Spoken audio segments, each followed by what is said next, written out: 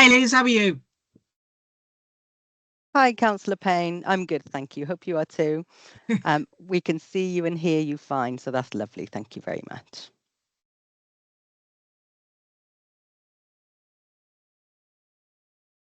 Hi, it's Wendy. Hope you can hear me and see me okay. Thank Hi, you. Councillor. Yes, we can perfectly. Thank you very much. Hi Liz, can you hear me and see me? Hi, Councillor Birch. Perfect. Thank you. That's great. Hey, thanks.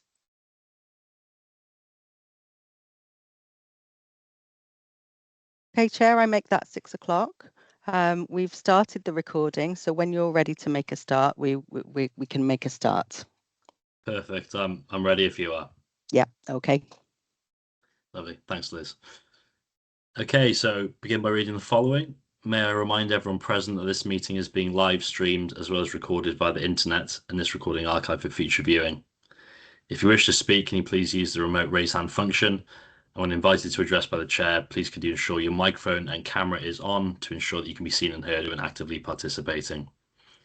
Please ensure that all debate is raised verbally and not via the chat function for the sake of the recording. So welcome to all committee and non-committee members and people watching at home. So we're going to get straight on with the agenda into item 1, apologies for absence, if there are any. Yes, please. For Councillor Nick Hodges, he's had to go to another meeting. Thank you, Anne. Anyone else? I know Councillor Hennessy's running a few minutes late, but he'll be here imminently. No further through to Democratic. Thank you, Chair. Great. Thank you, Liz. Okay, item 2 then, to agree the minutes of the meeting held on September the 8th. Are there any comments on those minutes? No. Okay, if I could have a seconder for those then, please. Councillor Hanks, thank you very much. Okay, item 3, to receive declarations of interest and the nature of such interests. Councillor Aviat was first, I think. Yep. Oh, thank you, Chair. I'd like to declare an interest in Oakfield School. I'm a governor at Oakfield's Primary, but the other one is a member of my family works at Pencoitre High School. So I'll be leaving after the presentation and come back in after the presentation. Thank you. Thank you, Julie. Martin Price.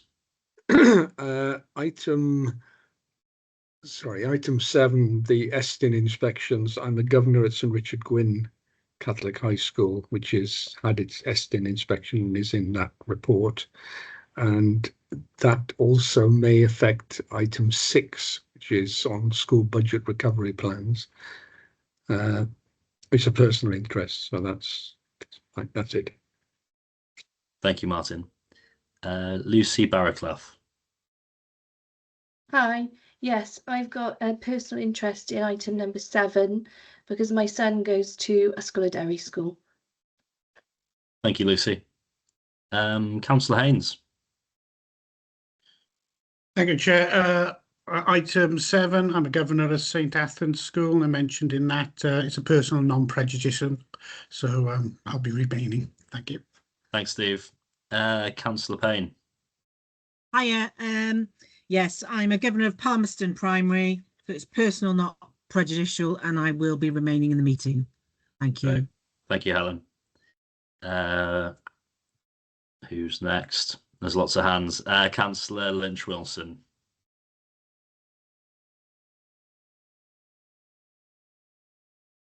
I have a personal interest as I'm a governor of St Athan Primary.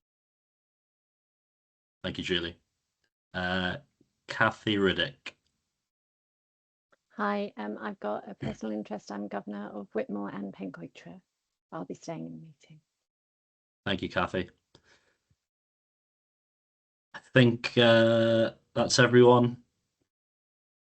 Lucy, you've got a legacy hand up, but I know we've got your interest. Great. Yeah, Thank you. sorry. No, don't worry about it. It's one of those things. Great. I think that's it for item 3. Moving on to item 4. So a new standing item to confirm voting rights for co-opted members. So over to Liz on this one. Yeah, thank you, Chair. We have 4 co-opted members of the committee with voting rights. That's Dr. Martin Price, Lucy Barraclough, Kathy Riddick and Claire Werrett. Each of these co-opted members can vote on all of tonight's agenda items if there is a vote needed, but only if the vote relates specifically to an education matter. I hope that makes things clear, Chair. Thanks. Right. Thank you, Liz. And if there's no questions on that, we'll move on to item 5.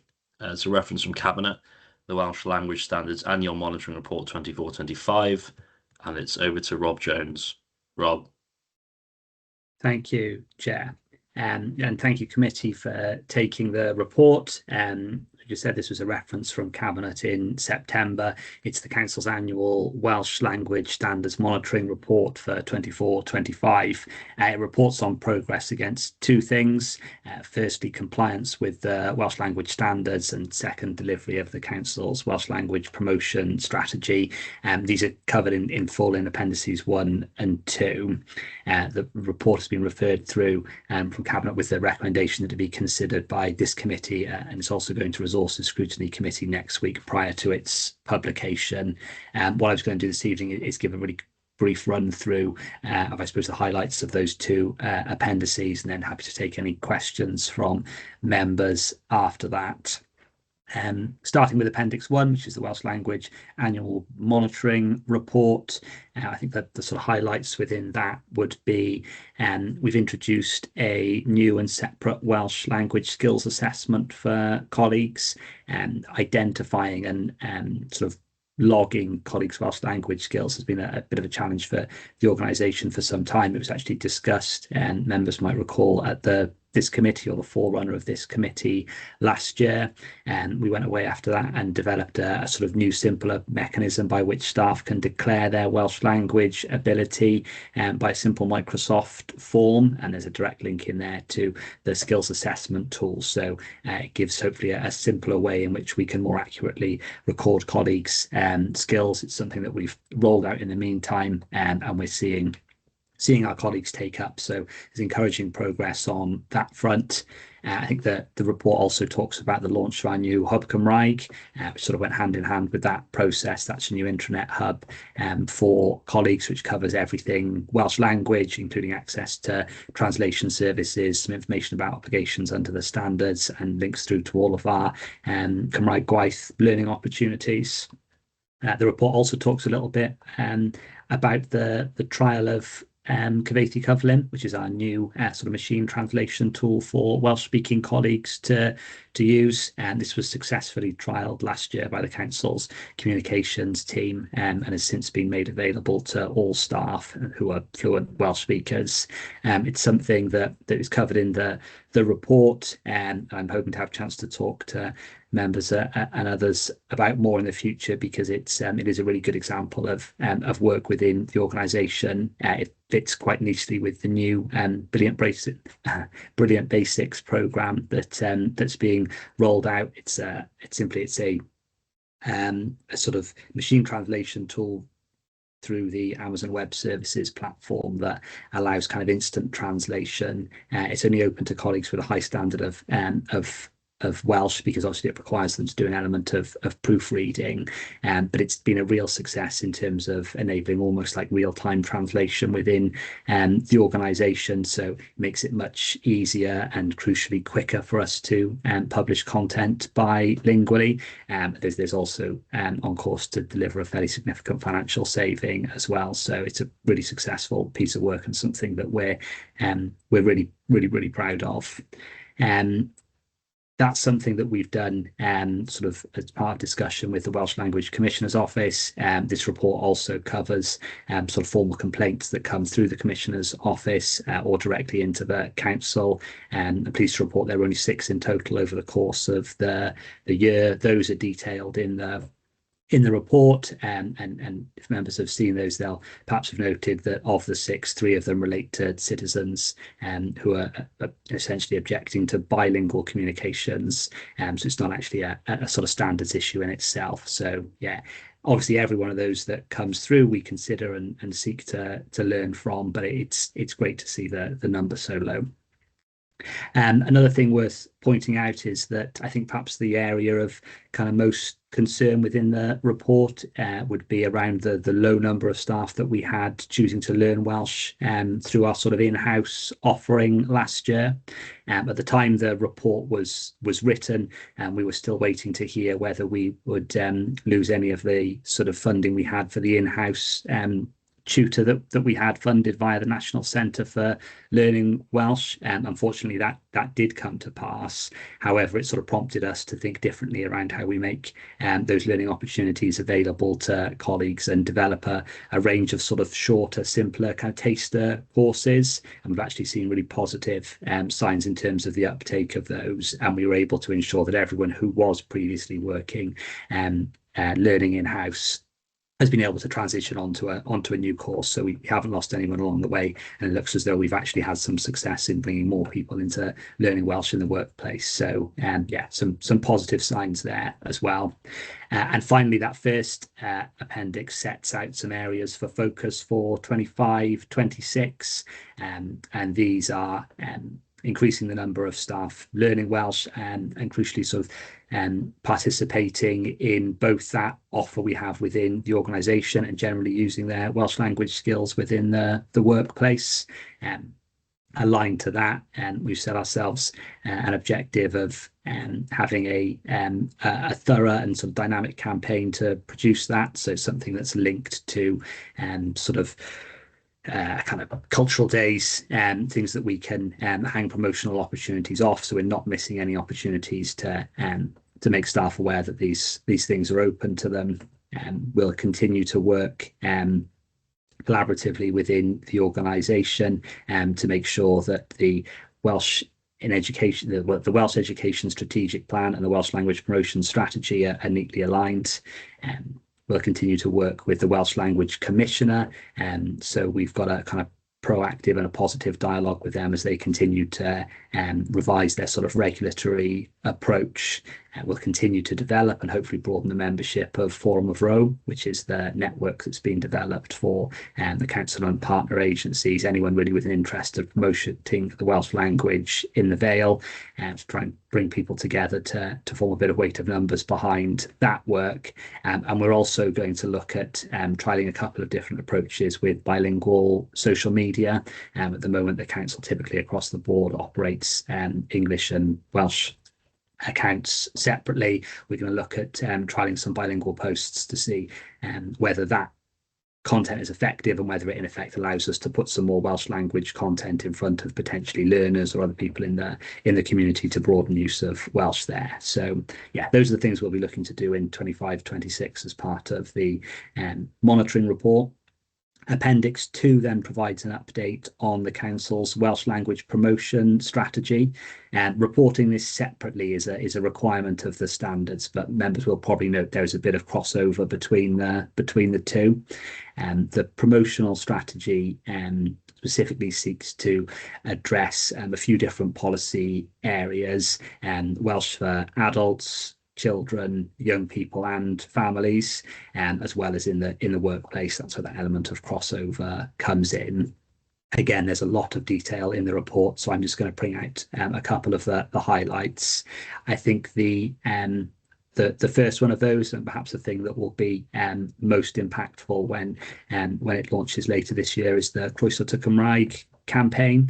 So the council was successful in obtaining some grant funding to produce a whole range of resources to promote Welsh medium education and bilingualism in the Vale. Colleagues in Learning and Skills have been working with a local filmmaker and videographer to produce a sort of range of films covering Welsh medium schools in the Vale, plus a few other settings to sort of tell the story, I guess, of children and families that are coming through there. And it is really good stuff, and they've been able to really neatly put together content that's gathered with head teachers and staff and then parents talking about sort of why they chose Welsh medium education and the impact that's had.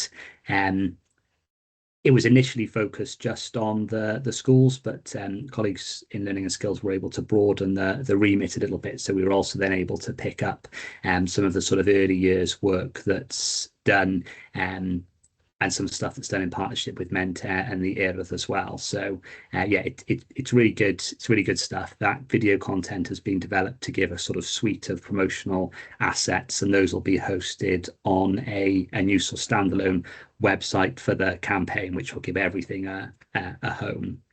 I think what was really interesting and what bodes most for the success of this is that all of that was developed collaboratively with schools and some other key partners. So there was a working group with head teachers and some others to develop the kind of the remit of it, some of that content, the brand itself. It's gone through a lot of sort of stress testing from people who are in the community, who are dealing with parents who are making decisions about language preference for their children's education. So yeah, we are confident that it will make a real impact and prompt people to certainly think about bilingual education for their children.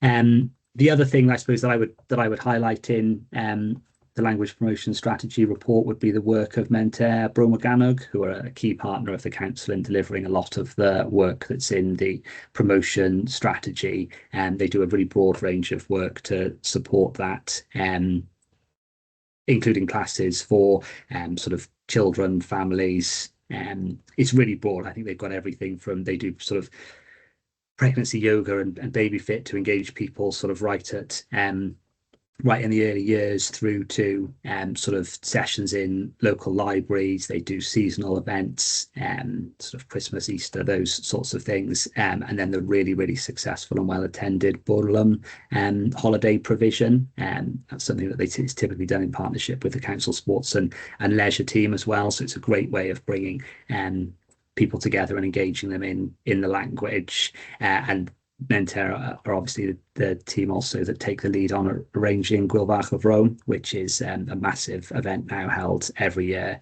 I think around 7,500 people attended it in May 2024, and I think that it is, we can say with some confidence, the event every year that probably best enables people in the Vale to socialise in Welsh and Cymraeg. We know we've got a lot of people who coming through Welsh medium education. One of the things that the report highlights, and something that we're always conscious of, is giving those sort of young people in particular social spaces in which they can use their Cymraeg. So it's not just a language of education, it's a sort of living language in the Vale. Gwyl of Rome is absolutely essential in providing that. And they do excellent work with the schools in particular. I think the stat we've got in the report is 450 children taking part in the event this year, which is obviously really great to see. So yeah, those are the things that I would highlight across the two reports. I appreciate it's a quick review of both, but as I said, I'm happy to take any questions, albeit I will caveat it in the way that I always do with this report by saying that this is something that is compiled by the council's equalities team, which sits within my group, but it's something we do on behalf of the whole organisation. So I might not necessarily be familiar with all the detail or have stats to hand, but anything I can't take today, I will certainly follow up on with members. That's great. Thanks for the document and the presentation, Rob. So over to the committee, Rhiannon Baker.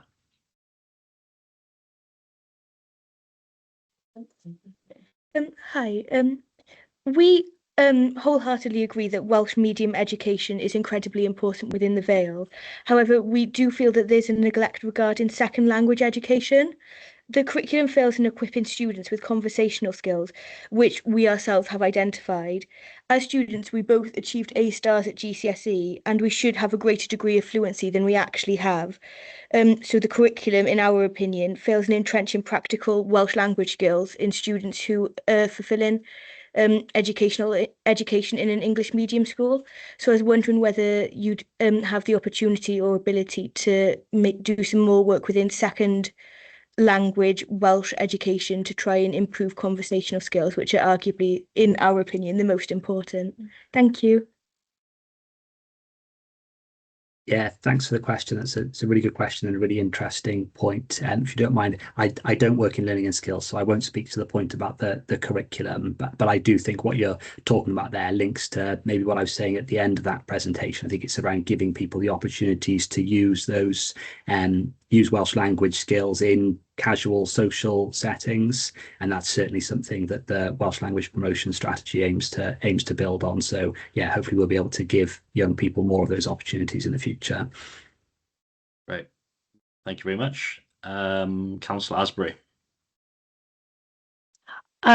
Right, first of all, I'd like to congratulate the previous speakers for actually bringing up a point that I've been concerned about over the years. I'm a second language Welsh speaker, and I know it's very difficult to speak to first language fluent speakers. Languages sometimes seem to be so very different. But my point is, and I have brought this up before, I'm afraid, so I'm going to sound a bit boring, but in Dinas Powys, there is not a Welsh medium school. It's in Penarth, that's called Penagarth. And there are a number of parents that have difficulty getting their children to the school. The bus is £450 a year, and if you have more than one child, obviously it's doubly expensive or 3 times the cost. And I know of at least 3 families that just cannot afford it.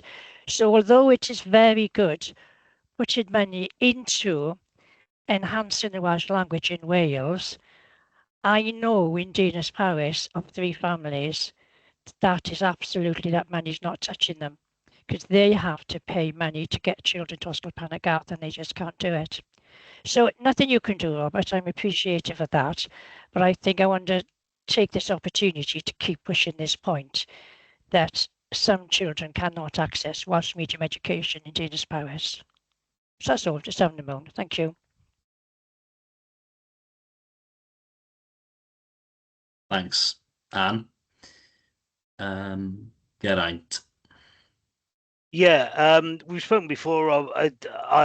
I'm very familiar with these as the strategic lead for our health board on Welsh language. I've compiled similar reports. I think what I wanted to kind of tap into a little bit more, I was surprised by how few vacancies had been advertised with Welsh Essential based on the skill levels of fluency that you had through the sort of workforce. So I guess my question is, well, first of all, my question is, what mechanism do you use for assessing language skills needed in vacant or newly created jobs?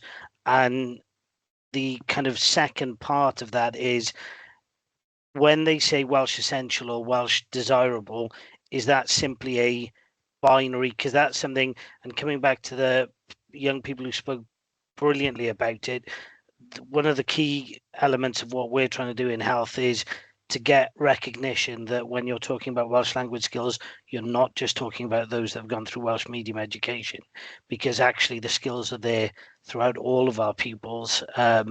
So do you quantify, when you say Welsh Essential, do you quantify to what level, as opposed to just a binary Welsh Essential? Sorry, there's a lot to unpack there. No, there is a lot to unpack, but it's a really it's quite a complicated area, isn't it? And I think reading into your question there, it's something that you've got experience of doing as well. The situation we've currently got within the council is that assessment of the kind of Welsh language skills required for a post is at manager's discretion. So it's the recruiting manager, the line manager takes the decision on the level of Welsh language skill is needed for a post.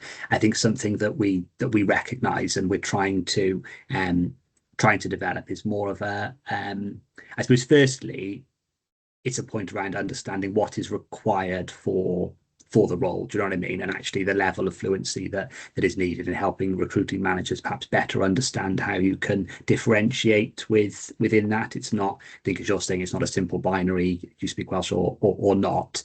There are levels that we're trying to help colleagues better understand.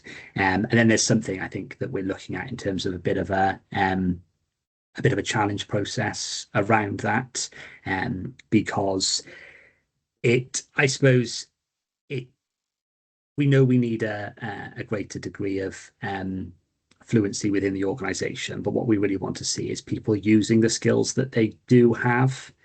So actually, we've got a lot of people who are reporting that they've got, sort of basic Welsh language skills, the way in which to move up the hierarchy, if you like, as well as formal classes, is being able to have the opportunity to use that. And that's the thing that we're sort of most trying to drive at the moment. And I would hope that's kind of captured in the appendix 2, where we're talking about the promotion strategy, that internal campaign around helping people just feel more comfortable using Welsh in the workplace. And so I suppose we see that as the best driver of increasing the standard within the organisation, rather than the formal recruitment end of the process, if that makes sense.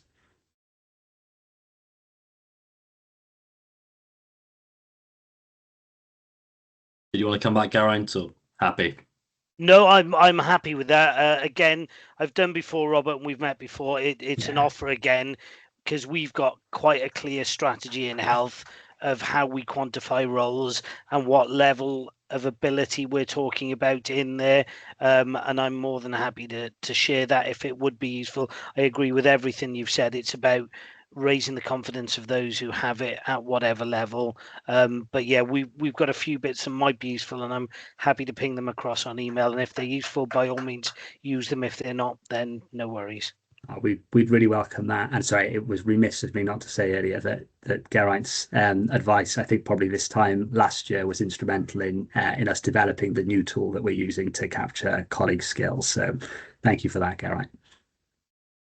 That's great. Thanks so much, Geraint. Councillor Payne. Thank you, Chair. Robert, I just wanted to know about the induction process in terms of, are we not capturing a lot of this information at recruitment stage? In terms of ability, Welsh language skills. So yes, we're capturing that, and are we collecting it as well?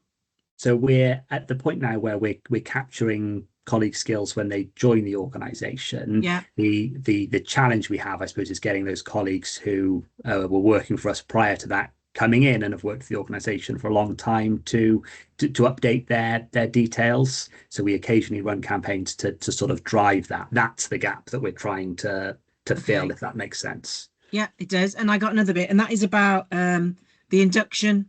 So you're saying about people not taking up Welsh language training. So is an introductory Welsh language course as part of the induction? So is that a module in the induction process? Sorry, do you mean, I think the report picks up on two things. One, there are a number of things that we offer as sort of corporate training that are available through the medium of Welsh. That includes the induction, but I don't think we saw any colleagues last year choose to do it. Sorry, Robert, I'm not making myself clear. Not through the medium of Welsh, an induction for every employee. So they get, as part of their induction training, they get an introductory Welsh language module. I see. So like an element of, that's sort of like so a Welsh one of the taster core class elements. When colleagues join the organisation. I could certainly see there might be merit in that. We certainly try and show it would be one thing online the offer that we've got. Yeah. So I can certainly take that away and have a conversation with colleagues. It's an easy win, I think, Robert. Yeah. Thank you. Thank you, Helen.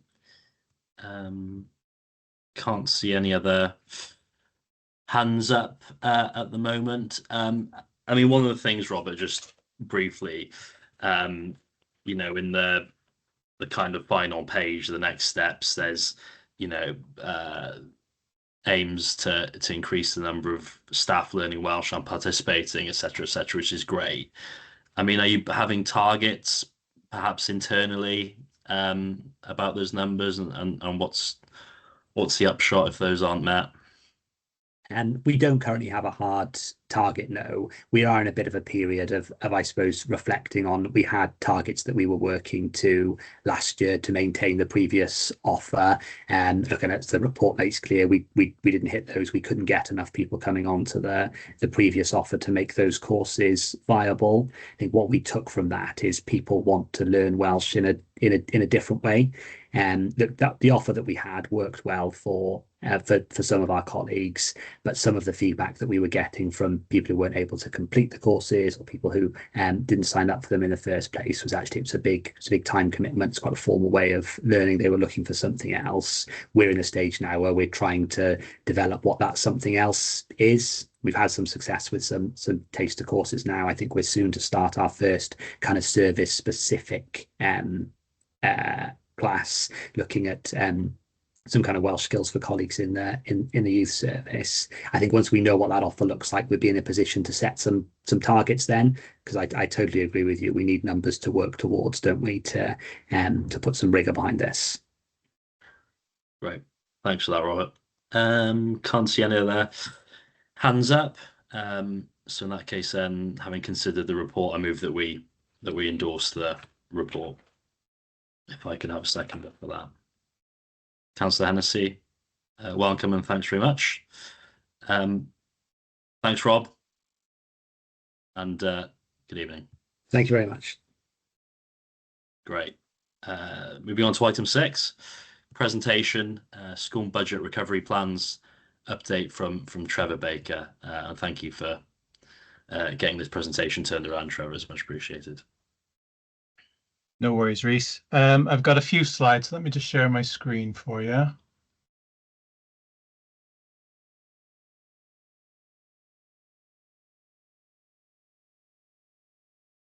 There we go. You able to see that? Yeah, that's great.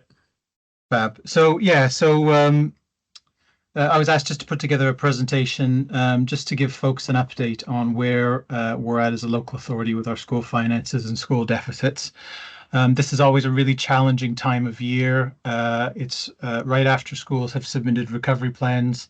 It's the start of the academic year and before we know what funding we've got from Welsh Government. Just as a bit of context, I'm not sure if members would have seen this document yet. It was recently published by the WLGA just at the end of October, and it's called the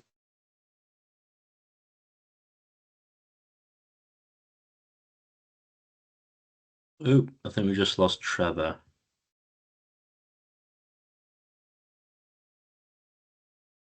I'll try to give him a call separately, Chair. If you bear with me a moment. That's okay.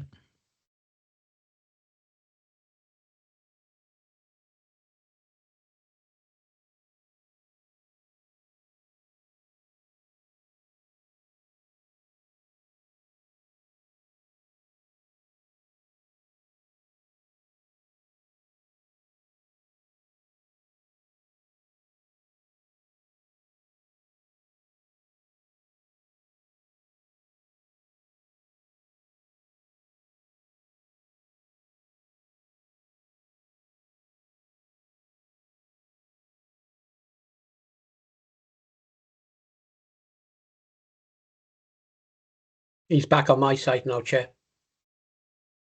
Am I back in the room? There we go. You're back. Oh, sorry, folks. Right, let me try that again. We love modern technology, don't we?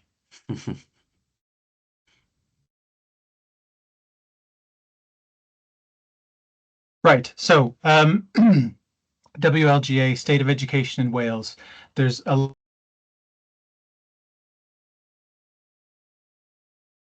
Chair, he's frozen on my side again. Yeah, same for me.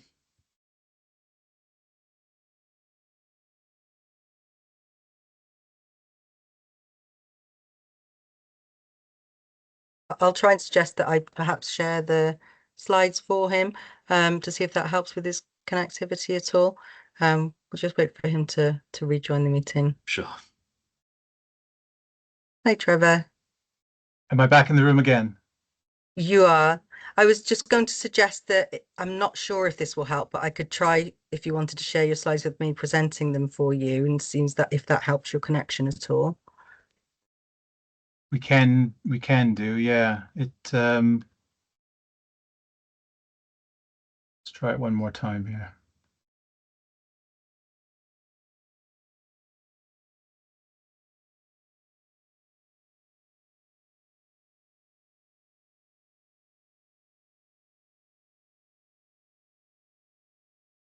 All right, third time's the charm. We hope. Right, so this is a summary of the WLGA State of Education in Wales. There's a link at the bottom of the slide to have a look at it. Basically, what the document does is it outlines across all 22 local authorities put together by the WLGA the state of where we are in terms of finance and impacts and things we need to be looking at longer term. So I've put a bit of a summary on the screen there for you with some of the operational pressures on education across all local authorities in Wales. So things including additional learning needs demands, some of the funding challenges around pay awards, pensions and inflation, transport costs and out-of-county placements, increasing school budget deficits and reliance on diminishing reserves, and I'll touch on our position shortly, and the need for investment in some of the infrastructure around that, so workforce, transport, all of those sorts of things. On the right-hand side, the report articulates some of the risks around that, so the sustainability of the ALN provision we have, and obviously school budgets, the declining reserves that we see across Wales, not least of which in the Vale, which threatens the quality of education and our own statutory compliance, and then risks of having to look at things like school reorganisation and transport implications. The report's also really clear about what some of the impact of that looks like if things don't change. So we're looking at larger class sizes, potential job losses without new levels of funding. You know, somewhere in the region of 90% of a school's budget is based on staffing. Maintenance backlogs. So this is the continued investment in our estate and bringing our schools together for meeting our duties around net zero, and they're estimating budget recovery could take up to 10 years. The information I'm going to show you tonight is based on a 5-year projection, and anything after the first couple of years becomes less and less reliable because we don't have details of what our funding is going to look like in the future. So just bear that in mind. Can I just check you folks can still hear me? We can. Thank you, Trevor. Perfect. Amazing. So in terms of the national context, and apologies because members would have seen some of this stuff previously, but it's just useful in terms of context. We often talk about the spend per pupil across local authorities. We have to look at this information again with a grain of salt because local authorities do things differently in terms of how they delegate funding and what's included and not. But overall, this just gives you a picture of where we are in Wales. So 5th from the bottom there in terms of our budgeted expenditure on a per pupil basis. That said, recognizing the feedback from schools and the challenges we have within the Vale around additional learning needs, we're actually 4th from the top in Wales in terms of our spend on ALN. So as a local authority, we're prioritising the needs of our most vulnerable pupils and our most vulnerable citizens, and that's reflected in terms of the amount of funding that goes to schools specifically around ALN. So recognizing that need, but again, we still have some challenges around that need and managing it in practice. This is just a breakdown as well for context in terms of where schools spend their budget. So again, no surprises, the vast majority of spend in schools is on staffing, and then it's looking at things like premises and some of the other spend that schools look at. There's a bit of an idea there around where the funding comes from. So the vast majority of it comes from the council's net budget. I think the last time I looked, 47.1% of the council's funding is going to schools. The rest comes from other grant income and transfers from reserves. So these are the headlines in terms of the Vale of Glamorgan and where we currently sit. So the top line is the balances as at March 31st at closing, and that was a deficit across all of our schools, totaling £4.1 million. So you would have seen that reflected in some of the reporting that's gone to Cabinet and Scrutiny previously. We then have several projections that are looking at future financial years. Again, there's an asterisk there because that's based on only part of the picture. We don't know what our funding is going to look like, and those numbers will see a fall significantly in the next few months. But notwithstanding that, the deficits are still quite high.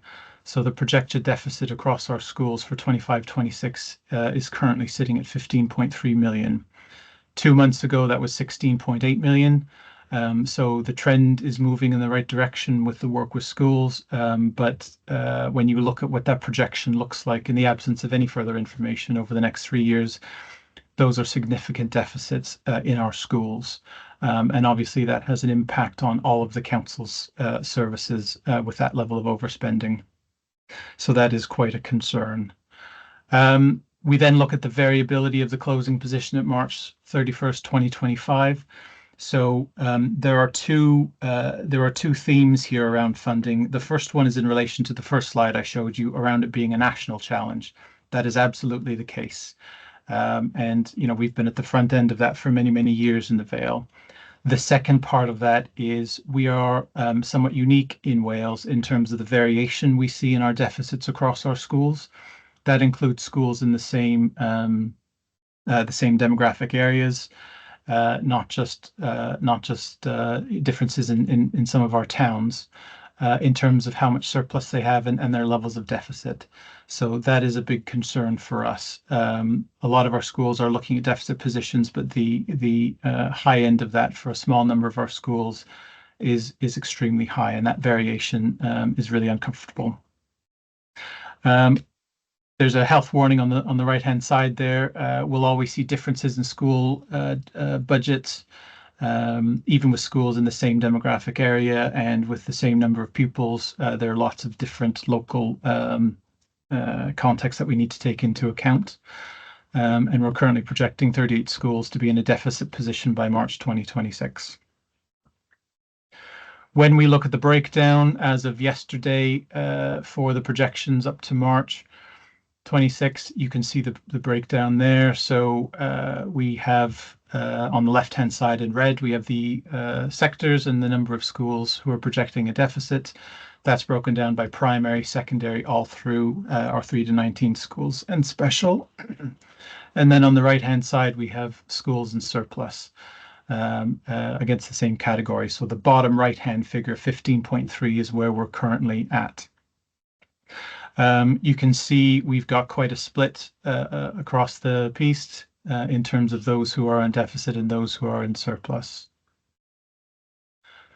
Another thing worth mentioning is efficiency savings. So prior to April 2023, the local authority has been able to protect schools from efficiency savings. Those efficiency savings were met predominantly in central services and other frontline services within the council, including learning and skills, but schools were protected. That level of protection just wasn't sustainable going forward. So from April 2023, efficiency savings were introduced, and you can see the cumulative effect of those efficiency savings over years. This is a situation that every service in the local authority is in, which is why we always talk about transformation and challenges within funding. And with 47% of the council's funding going for schools, that's why we see these levels of efficiencies there. Different local authorities will calculate efficiencies in different ways. Some of them will do them as straight efficiency savings. Others will not fully fund other parts of grants. So again, it's difficult for comparison, but I thought it was useful just to see that. So what's happening in the background? There's quite a lot of work that's happening to date. Some of this you would have heard previously, but as a really quick summary, it's worth going through. So school budget information and recovery plans have been shared with Audit Wales, and there's currently a review that Audit Wales are doing, looking at what we do in the Vale and how our schools are doing. And that report is going to be coming in the next couple of months. That will go to Cabinet and then will be referred to other committees. We've also given updates like tonight in the past to elected members. And you can see the reporting that goes through the council processes in its revenue reporting, Q1, Q2, for example, which has details in terms of where schools are at, as well as the closing reports at end of year, which give historical summaries of school balances for reference. There's a piece of work with ADU, through ADU, looking at benchmarking across several local authorities. We meet on a regular basis, talking about some of the challenges we have and trying to learn best practice. In terms of what we're doing, what other local authorities are doing, and sharing information, because lots of local authorities are in similar positions. We've had a lot of feedback over the past couple of years from schools wanting a further review of the mainstream schools funding formula. That's been completed in the last couple of months. What that does is it looks at how much money do we get and then how that's divvied out across the schools. It will never create new money. It just redistributes. It's just a calculation of how that money is redistributed. It's appropriate to look at that on a regular basis. We rebuilt ours from scratch in 2016 and then review it through the school's budget forum, just to make sure that it's transparent and as up to date as possible. We have further further formula reviews in the special schools as well coming up. We've got a big diet of support available to schools. So through this is looking at the mechanics of some of the work, the mechanics of accountancy, the mechanics of policy, of HR law, all of those sorts of things in the background. So that's done through our school finance officers, through our HR business partners, through school-to-school training, which I'll touch on in a little bit, governor training, transformation programs. So all of that stuff is on offer that schools are able to engage with.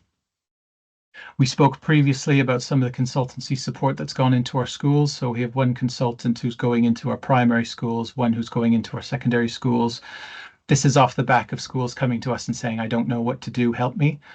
So this is a form of support. So when it's an objective view that's not from the local authority, these are head teachers or former head teachers from other local authorities who are going in, and they're looking at budgets through the lens of teaching and learning, which again is right, because these are our kids at the end of the day.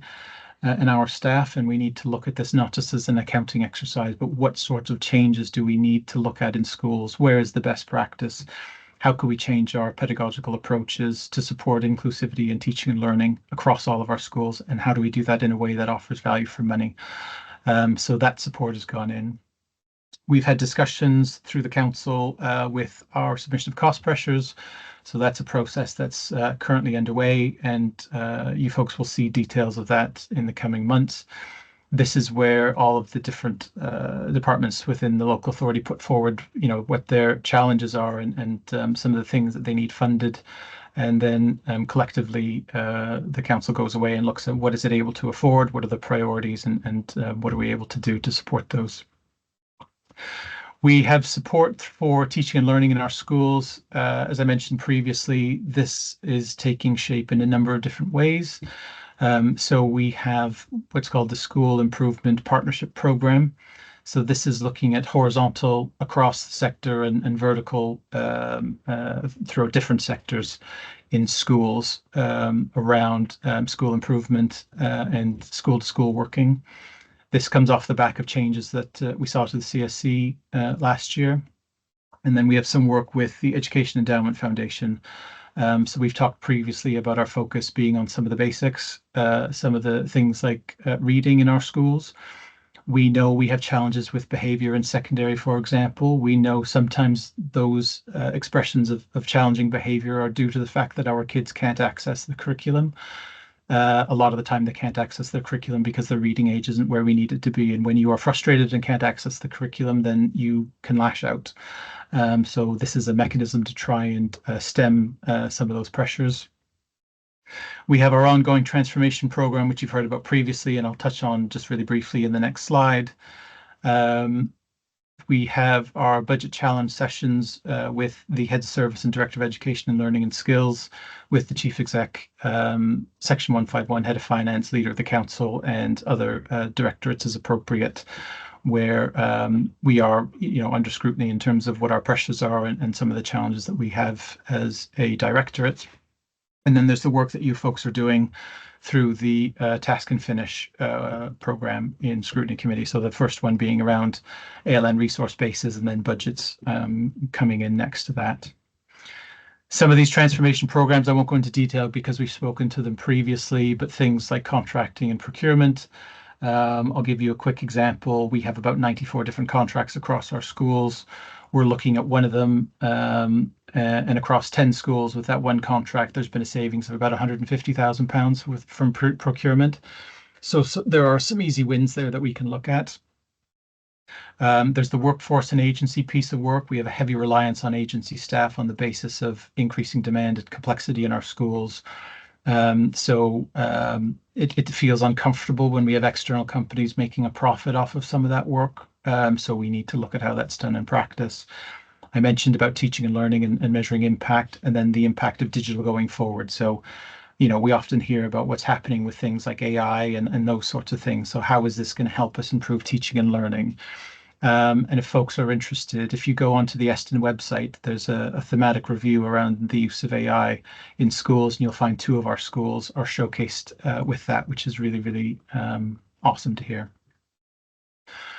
When we talk about school deficits and our legal requirements around that, we also have to talk about what the interventions are and what the triggers for those interventions are. So this is distilled into the following page just for folks to have a look at. On the left-hand side of the screen, you can see a graduated response or escalation, if you will, when it comes to school deficits. We're currently in the 3rd tier, so we haven't done heavy intervention yet. The focus has been around supporting schools when they've identified financial challenges, working with them. Where we've seen persistent underperformance in managing finances, we've had conversations with schools.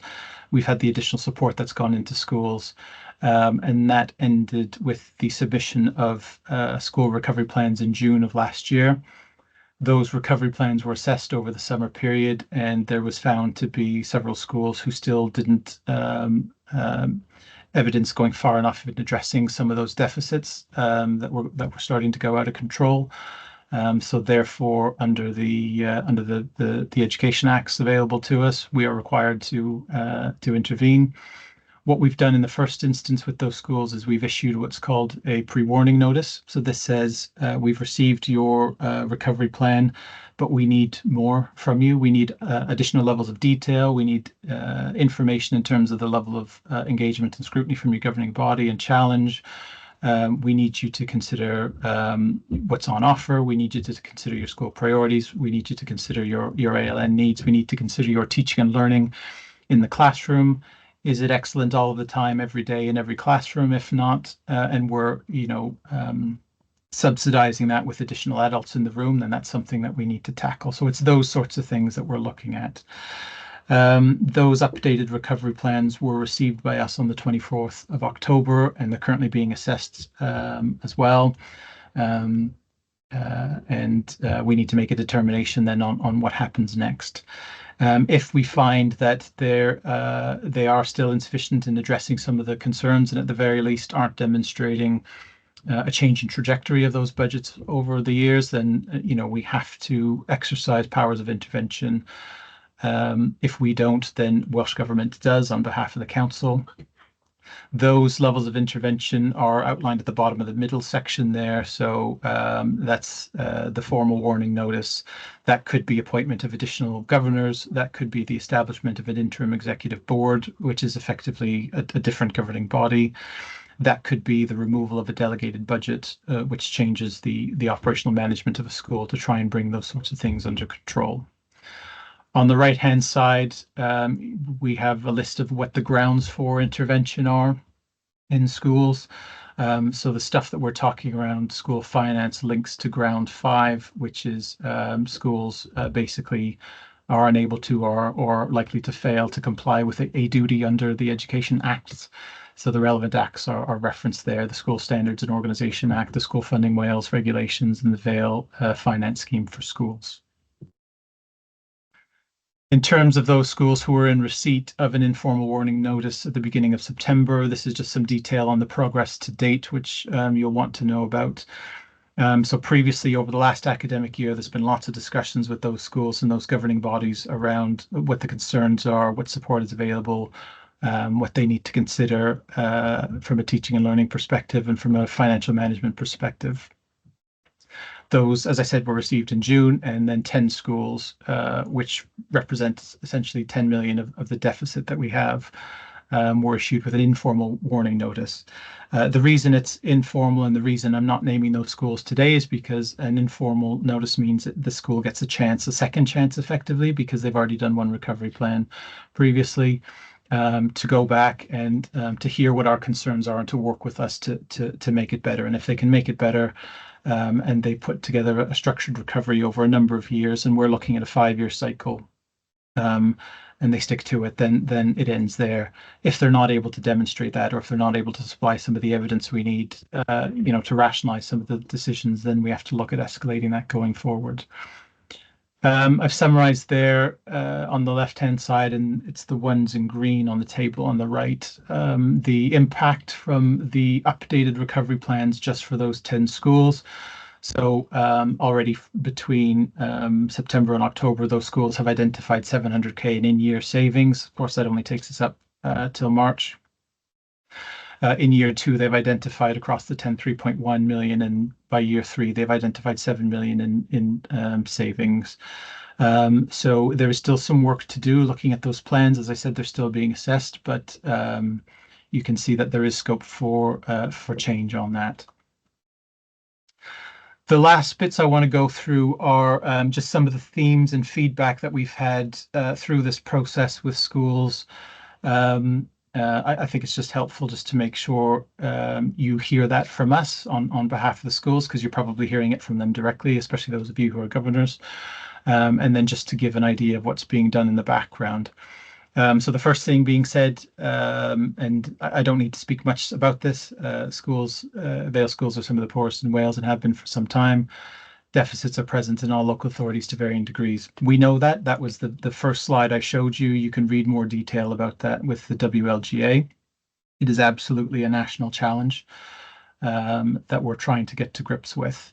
But it is important to note that we are unique in the variation between the surpluses and deficits that we have across a small number of schools. So that is something that we need to focus on, and that is a separate discussion just apart from the overall national trend. And then the box in blue there is just looking at what's being done in the background, and I've talked about some of this previously. We do quite a lot of advocacy. Schools do advocacy. The Vale Governors Association does a lot of advocacy. Our school budget does a lot of advocacy, and then the council itself does a lot of advocacy through its various networks, through the Treasurers Network, through the Association of Directors of Education in Wales, and then politically as well with Welsh Government. On top of that, we do a lot of work around the transformation stuff I mentioned, the sustainability work. There isn't a local authority that's immune from these sorts of challenges at the moment, and we have to remember that schools are part of an entire council that looks after 134,000 citizens. Often we hear back around the local funding formula needs review. So some of the schools have fed back that the local funding formula that we have is outdated and not equitable. And doesn't meet the needs of schools, and that there are challenges around efficiency savings. So again, the facts around that, like I said, the local funding formula does not create money. It just shows how the money is directed into schools. 75% of that formula is based purely on pupil numbers. The rest of it is based on things like the size of your school, lump sum payments, those sorts of things. But the vast majority is purely on pupil numbers. I've given an example in the middle of the green box there around what happens when you move funding around within the formula. So some of the feedback we've had is the formula should be redirected for in favor of the primary schools. So as part of the discussions, we need to rationalize that and explain that and justify that. And we do that in consultation with governors and head teachers as part of the school budget forum. For every million that would be moved from secondary schools in the formula, that only yields a difference of about £20,000 per primary school. And when you have some schools who are in excess of £1 million in deficit, it doesn't even touch the sides. So yes, it helps and it creates some transparency, but it doesn't address the challenge. The bit about efficiencies I spoke about earlier, efficiencies have been in schools for the last 2 years now, since 2023. All of our council services are subject to financial savings because as a council, we have to meet a statutory duty of care to balance its budget. And then on the right-hand side, I mentioned what's being done around reviewing the formula in 2016. Again, in 2025, we'll be looking at the special schools funding formula as well. Welsh Government is also doing a piece of work to try and standardise how local funding formula are done across local authorities in Wales. One of the challenges being the way we delegate funding can be different from every local authority. So there's, in essence, 22 different ways of how funding is distributed and what's included in schools. So again, that makes it really difficult for comparisons. And then what I would say is we are still at the top, if not the top, in Wales in terms of our delegation to schools. So the money that we get goes straight back out into schools. The third one there that's come through, additional learning needs is the biggest challenge. Yeah, absolutely. That is a big one. We have seen exponential growth in pupils with additional and complex needs in the Vale. Schools are telling us that disproportionately affects their budgets. You've seen the response to that earlier. We're one of the highest spenders in Wales in terms of our priority for supporting ALN need. And we have seen changes in the level of complexity at very young ages coming through the system. I think it's fair to say society has changed, especially after COVID, and there are a whole different raft of challenges that our schools need to deal with. But in order to make this sustainable going forward, we need to look at the things that we can control. We can control inclusion. We can control our practice in teaching and learning. We can control the specialist provision that is available and how we use that in mainstream education and elsewhere. So that's really important. It's also worth highlighting that our referrals to specialist provision in the Vale, despite this, is really, really high, especially in comparison to other local authorities in Wales. So that's something, a line of inquiry that we need to look at, as Eston would say.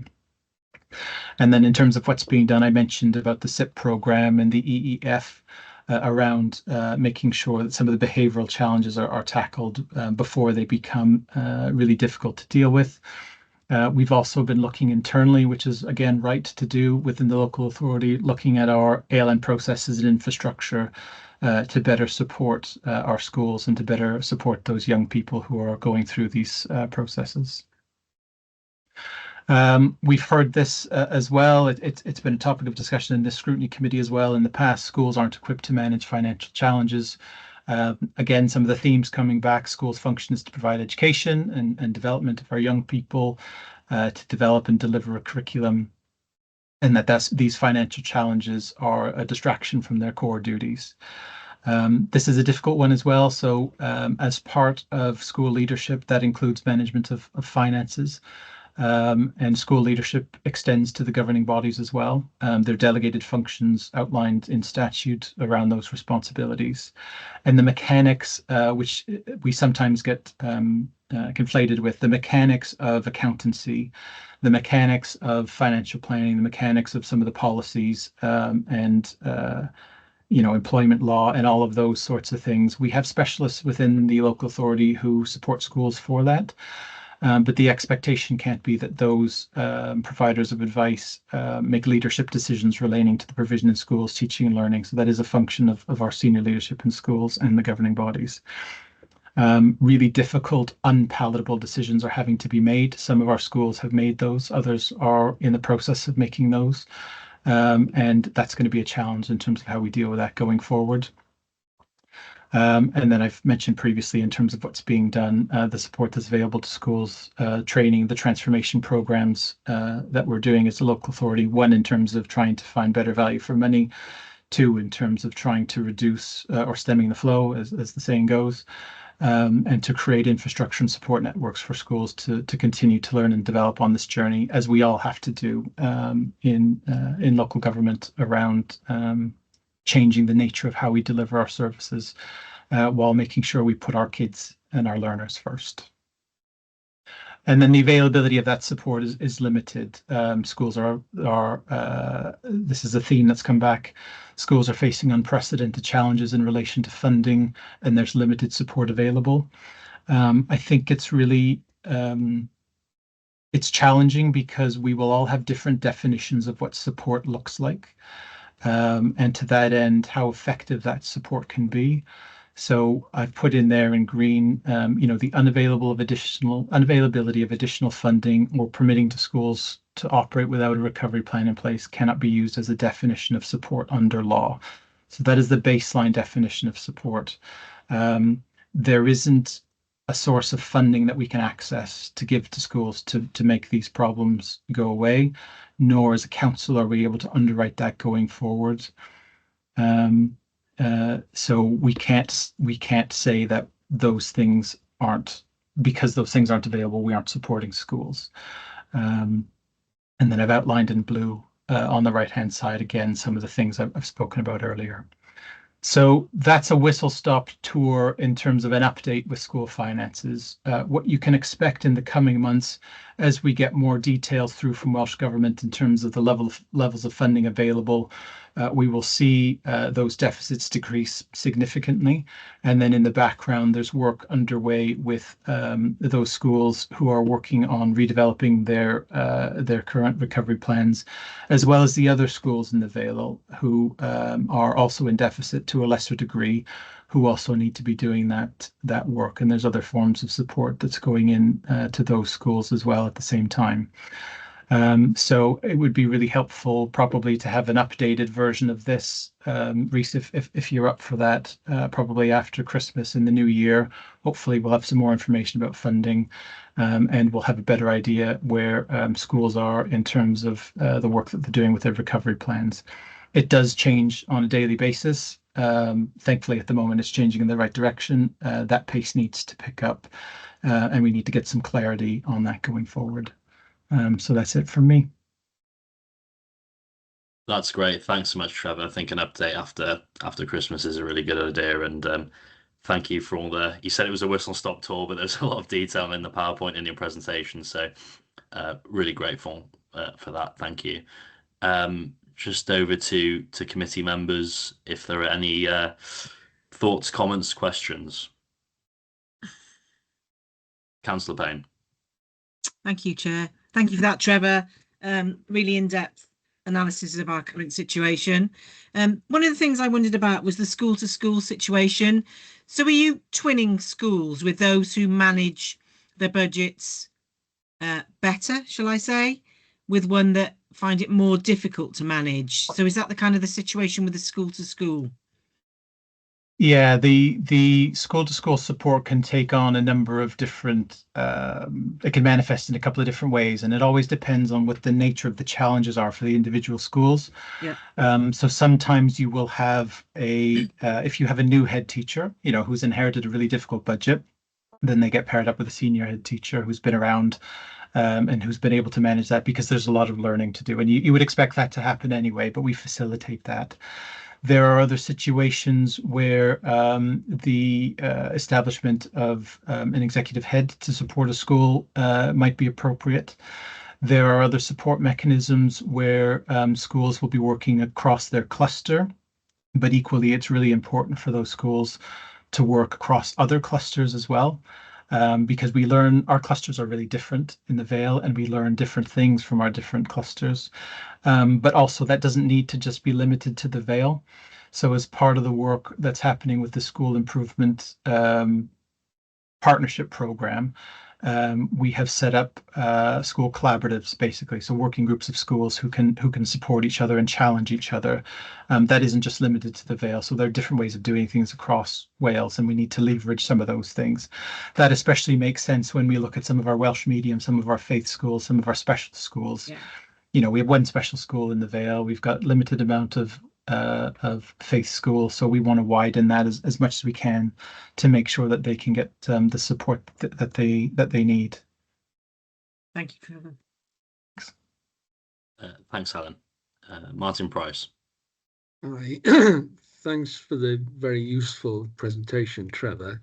What I take from that in summary is that 38 of the schools in the Vale are in deficit. So that's 2/3 of the schools in the Vale. You're estimating 15.3 million deficit for this financial year. Yeah. And in the top 10 offenders or high deficits, they have identified 700,000, which is not going to make a big dent in the figures. You had your escalation thing of you got to the informal letter bit halfway down the thing. Your only real recourse after that is to take control of the school budgets in some way. Does the Vale have the resources to actually do that? You mentioned as well that more of the budget is delegated, so there's less available for the centre. So I would have thought you haven't got the resource to do 38. I'm not sure you've got the resource to do 10.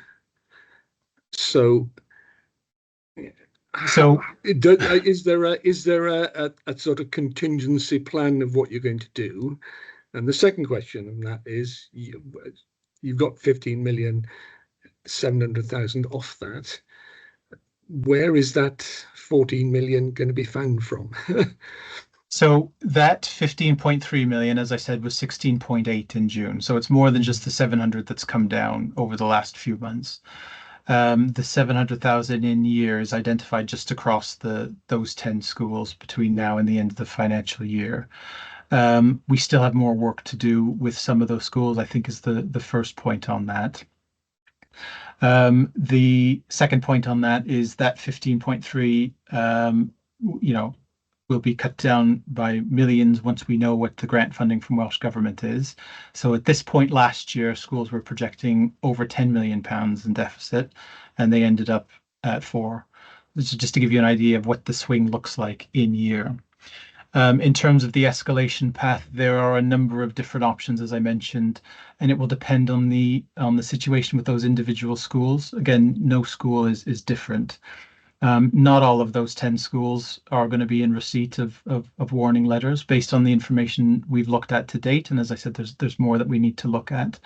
Potentially there could be some, but we've already had some of the schools submit their recovery plans who've been able to stabilize over the coming years.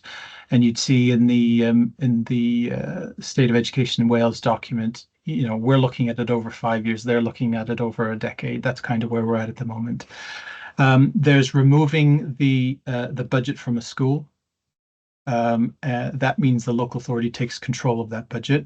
That means we would need to find somebody to make the daily operational decisions on behalf of that school, because a school is best placed to make those decisions, but the ability to take the really hard decisions is where those schools might need support.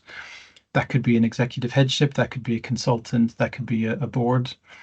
Those are some of the conversations we're having with other local authorities because they're in similar situations. It could also take effect with, as I say, the governing body, because in some situations you might find the biggest obstacle for that school is a lack of challenge or a lack of expertise from a particular governing body. So making sure that that's effective is probably one of the things we would look at. But again, it depends on the individual challenges for those schools. Some might have amazing supporting governing bodies, absolutely.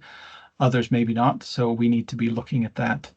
If it was as easy as saying, yeah, we'll take the budget off you and solve the problems and give it back to the school, that's not the position that we're in. at the moment, and we need to do that analysis with the recovery plans that we've had to date for those schools who've been in receipt of informal warning notices to determine what happens next. And that will be looked at with, there's a number of different criteria that we look at with that. So how far is the school able to come in years 1, 2, and 3? What are the types of decisions that they've done and the rationale that they would have provided as the recovery plan? How has their engagement been throughout this process? What is the capacity or potential for improvement based on the information we've seen to date? What kind of support or challenge are they getting from their governing bodies? All of those things factor into it as well. So it is genuinely a case-by-case basis, but we're not at that point yet because we haven't had a chance to go through everything in the level of detail that it needs to be looked at. I mean, the question was really what resource you need in order to do that. Do you have enough resource to actually do all those things that you're talking about? I think asking any local government officer if they've got enough resources is probably a loaded question. The honest answer the honest answer to that is this is a massive risk for the council. Because if this doesn't get under control, you can see what things are going to look like in a few years' time. So I can't speak for the council, but the assurances and the support that I've had from my colleagues across the council has been that the resource or support we need to enable that kind of change we will have going forward. I think there's a realization that that's going to have to happen. If we're going to actually make a change, but we can't define that yet because we're not quite there yet, if that makes sense. So just going back to what you're saying, this time last year, the projection deficit was 10 million and it went down to 4, it was over 10. Now it's 15. It's not going to go down to 4. It might go down to 6, 7, 8. That's significantly higher than. Yep.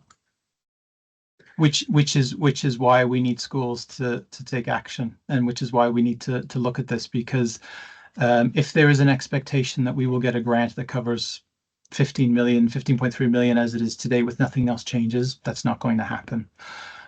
There will be some funding that comes in which makes the situation better, definitely, but it is still incumbent on schools and on us as a local authority to bring those deficit budgets under control in the forthcoming years, because without that, no amount of money that may or may not come through, and we don't know, is going to solve it on its own. We know that from last year. We know that going forward. We know the state of education in Wales in terms of financial challenges, so we can't hope that we get money to cover it. That's why we're in a situation where we have 10 schools with an informal warning notice, and we have this huge program of work specifically around addressing the challenges in schools, and doing all the internal review that we can. And it is a multifaceted thing. It isn't just looking at spreadsheets, it's looking at teaching and learning, it's looking at ALN, it's looking at procurement, it's looking at everything across the board. It's looking at reading. All of these sorts of things will have an impact. The challenges, they take time to put into place and they take time to bed in.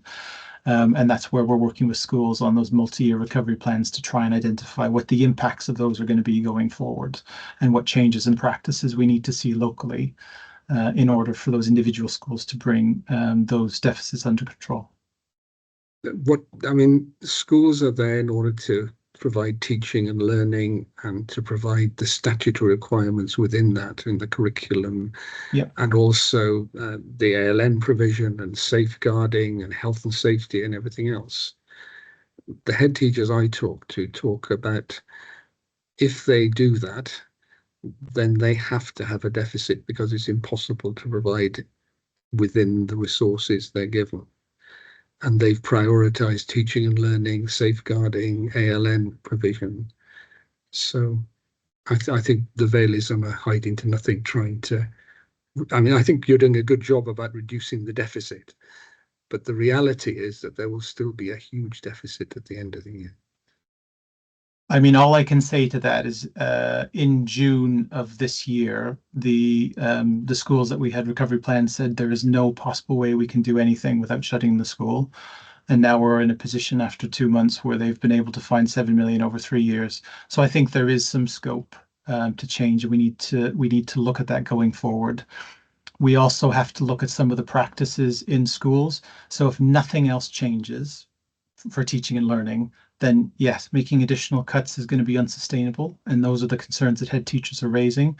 But we need to broaden that and say, well, actually, this is why we say, is teaching in the classroom excellent all of the time for all of our kids?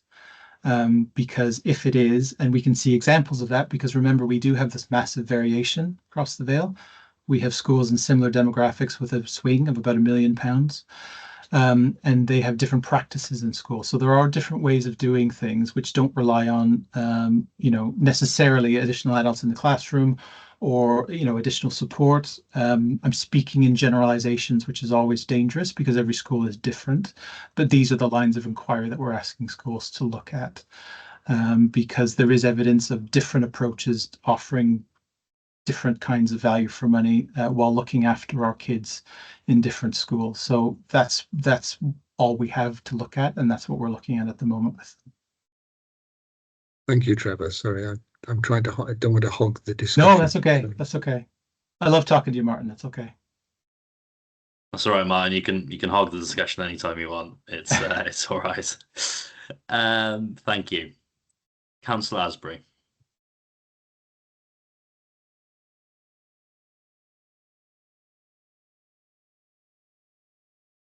Sorry. I think on one of your slides, it said about approximately 86% of the budget goes towards staff costs. Now, in some schools, that is going to be a lot more than 86%. Is that something that perhaps when we do our budget task and finish group after Christmas, will we be able to look at that and why one school might have 86%, another school might have 96% towards staff costs? Could we be looking at that, do you think? Yeah, I mean, as far as I understand it, you've got the ALN resource-based task and finish group to finish. Then the second one was around school budgets. You will again see lots of variation in schools because there are some schools where all of their staff are paid at the top of their scale, versus exactly the same school where they have a mix of newer staff and staff who've been there for quite some time. So that all plays an impact in terms of budget. So it isn't.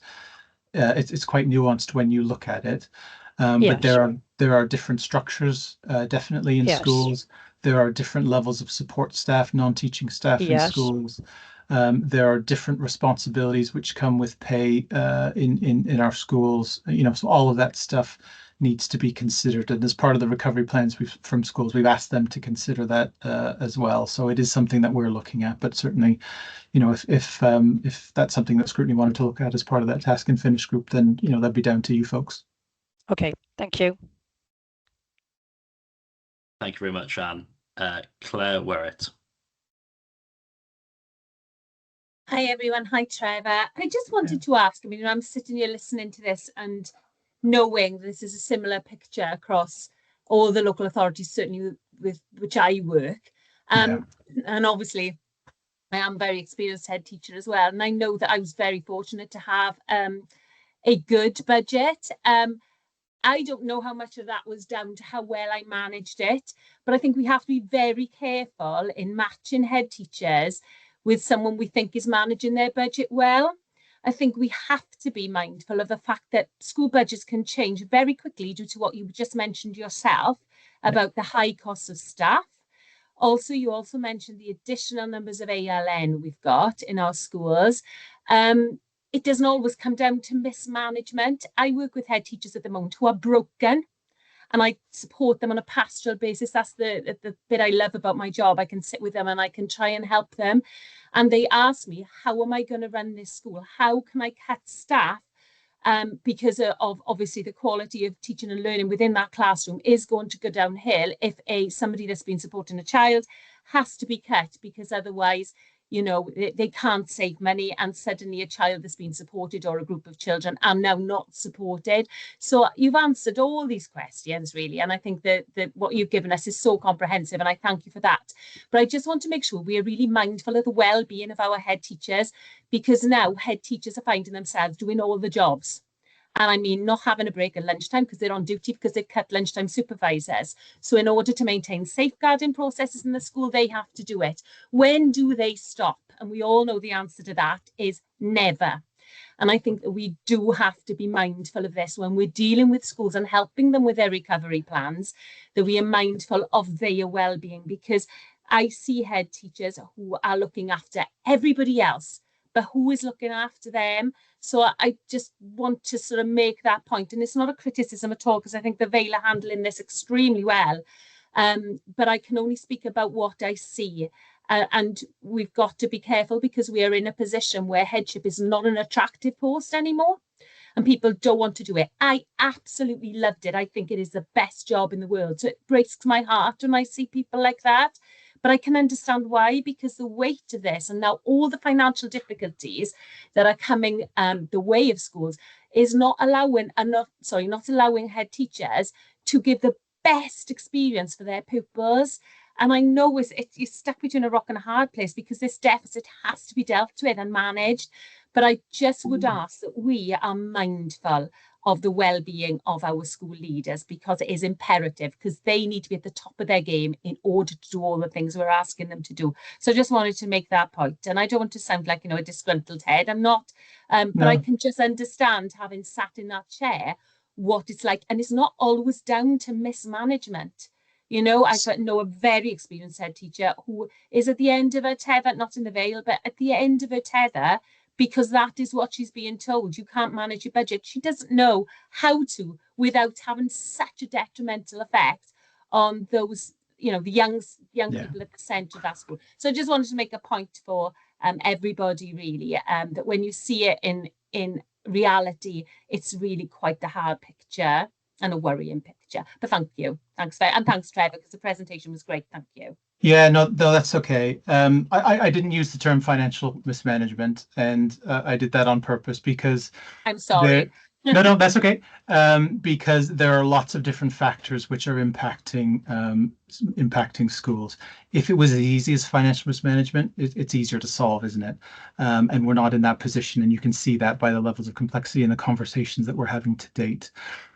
We take the well-being of our head teachers in our schools extremely seriously, and over the past 18 months, myself, my staff, my colleagues have been putting a lot of protection around our schools to try and shield them from these things as much as possible. But there are limits in terms of how much we can shield the schools from this. And the best way to deal with it is to go through it with them. So we do provide a lot of support for our head teachers, but when you say who looks after the head teacher, that is the role of the governing body as well. Those chairs of governors are there to support and challenge head teachers, and they need to be cognizant and making sure that they are supporting them. And some of them are fantastic in terms of the support they're able to give to heads. The message I always give to heads is this isn't something you have to do in isolation, because it can be an extremely lonely place. I think that's why the school-to-school working, the work that we're doing centrally around transformation to support schools, the reviews that we've done, all of those things are trying to bring schools together so that they aren't standing on an island by themselves, trying to do it alone. When we talk about support for schools, it isn't a diktat that says Frank has to go, support John now, because there is an issue. We will make, and we have done in the past, recommendations to schools. So when they come to us and say, I don't know what to do, then we can say, well, have you spoken to X, Y, or Z? Or if we have a school that says, I cannot do this, full stop, then we have to put something in place. Because when those schools are in paralysis, that has an impact on teaching and learning. That has an impact on all the rest of the staff as well. So we are really cognizant of it. We are really, it might not seem it looking at some of the figures, but we do spend quite a lot of time trying to support our heads, which because we do know the impact it has on. We've spoken in this forum before, haven't we, in terms of the teaching profession in general. It's hard enough to get teachers in, let alone heads, when you're looking at stuff like that WLGA report. So I take your point genuinely. It wasn't a criticism at no, all. I did. I know. For us to be Yeah. mindful. And in my experience of the Vale, when I was so fortunate to be a head teacher there, the clusters are really strong, or they certainly were in Yeah. my day, and cross-cluster work. You know, if there wasn't someone in your cluster that you felt you could go to, there was someone else. And I still get the sense that the clusters are strong, and they are very different, but there is a great strength at the Vale, I think, and the team at the Vale are strong too. So it wasn't a criticism. It's just No. what I'm seeing at the moment just worries me. And I agree the governing bodies do have a duty of care to the head teacher, and some are excellent, but some aren't. So it's just being mindful, isn't it, of how our heads are feeling. I walk through the door sometimes, I guess, because I'm not from the local authority and because I'm sort of from the diocese, they probably feel that they can have a jolly good cry with me because there's not real threat. You know, I'm not going to, they don't see me, I'm not sure that they would see any of you as a threat, but they suddenly think, oh, you know, it all comes out. So I'm very mindful of it, and I just wanted to make that point so we're aware that, you know, things are tough. And hopefully, you know, people with your help and the support that you provide will be able to make strides forward and trust in the local authority and us when it comes to the faith schools to help them. But thank you for answering the question. Thank you for taking the point as well. I do appreciate it. Yeah, no, that's okay. That point about threat, I think, is an important one. And I'm going to steal a quote from one of my favorite colleagues who says, we need to be looking at high challenge and low threat. And that is the sphere that we are operating in at the moment. So the challenge is really tough. And as much as we can, the threats are low, because with high threat comes low intelligence and more challenging problems. So that is a metric. It is a great quote, and it's a quote we use on a daily basis, and we try really hard to put that into practice. Thank you, Trevor. No probs. Thank you, Chair. Thanks very much, Claire. It was really interesting and good point to raise, so thank you for that. Councillor Burnett. Thank you, Chair. The finance side of education actually comes under resources, which is why I've put my hand up. First of all, I'd just like to say huge thanks to Trevor and the team. They have been so supportive, have spent so much time walking alongside our schools to help them to go through these challenges. We've never been a council that just says, oh, we're going to cut 5 million off our school budget or whatever. We want to work with our schools, and I think that there has been progress made, but it doesn't take away from the fact that there are massive challenges. Trevor mentioned the State of Education report from the WLGA. I'm the WLGA spokesperson on education, and it was my letter that sent that report off to the Education Cabinet Secretary. I'm also on the Finance Subcommittee, with the specific reason that we want to be in all those places where those conversations take place. At the moment, as we would be aware, that Welsh Government held quite an amount back in their initial budget reports, and I'm hoping that we'll hear more when they come through in November. But I think that, you know, with it taking virtually sort of 50% of our budget, Councillor Asbury mentioned school transport. If we didn't stick to the statutory distance with school transport, then that would be going up as well. It's already gone up quite fast in the last couple of years. We talk about our head teachers. You know,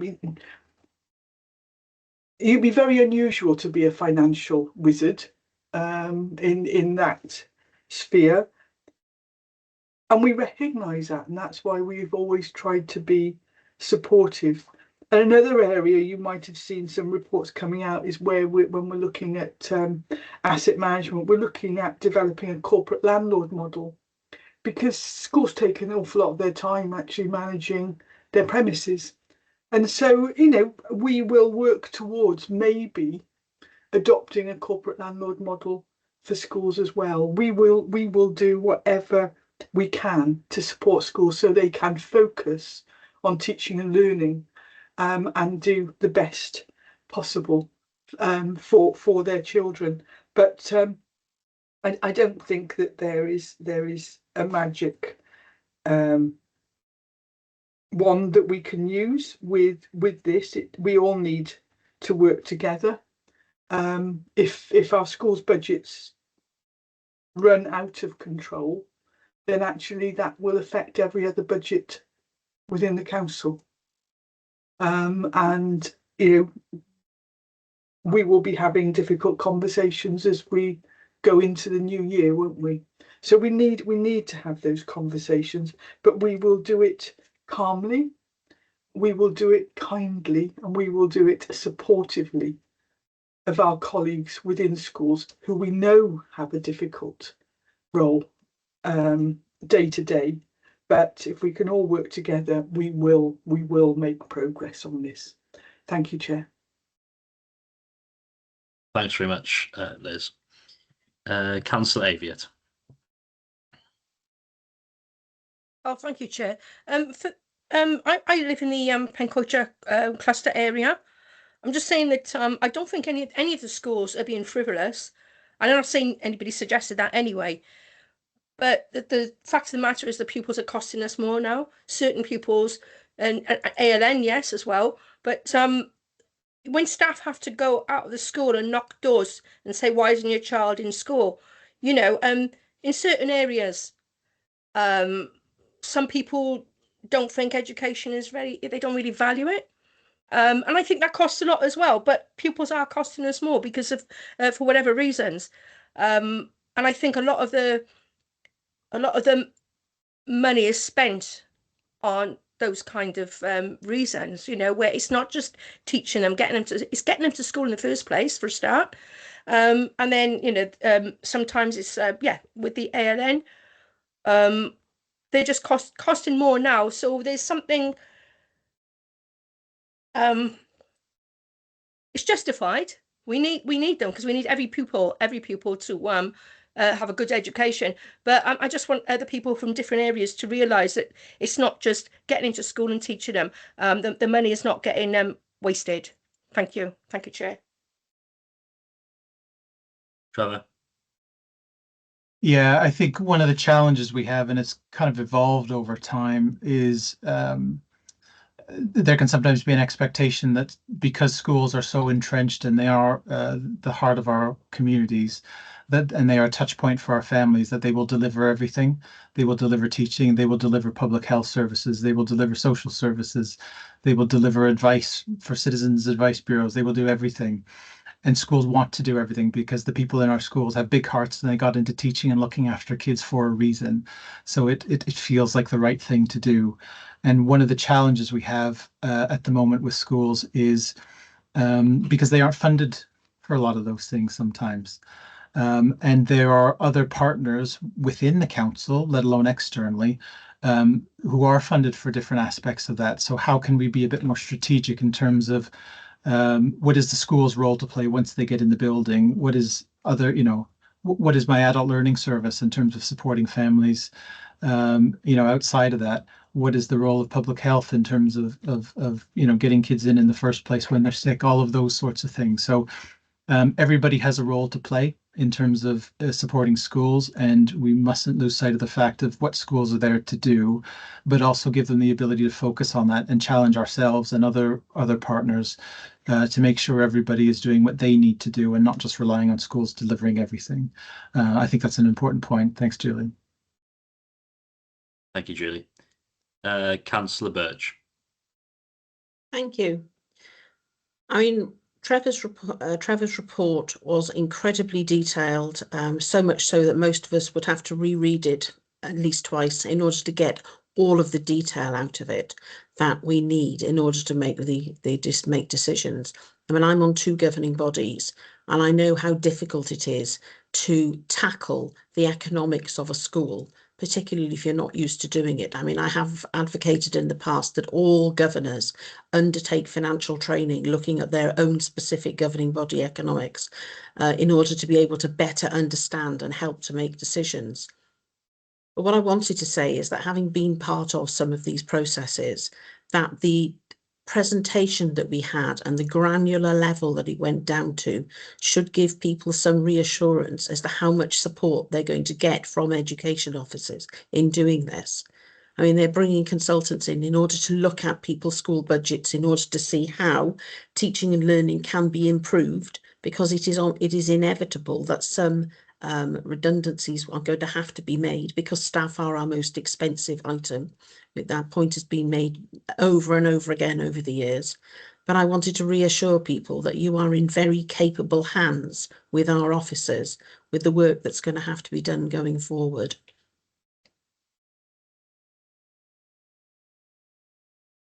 Thanks. Thanks very much, Rhiannon. Now, if you had any final thoughts, Trevor, it's been a good chunk of time, but I think this was a discussion worth having. But I don't know if you had any final thoughts, Trevor. No, just thanks everyone. I've taken up a big chunk of your time, so thank you for everyone for that. I think it was important to have that discussion, and as I say, it'll be useful after Christmas to come and provide an update in terms of where we're at. I'm sure I'll be bringing forward, some of the things we need to be considering going forward, and what we look at with reshaping and all of these sorts of different areas. So thanks for your time.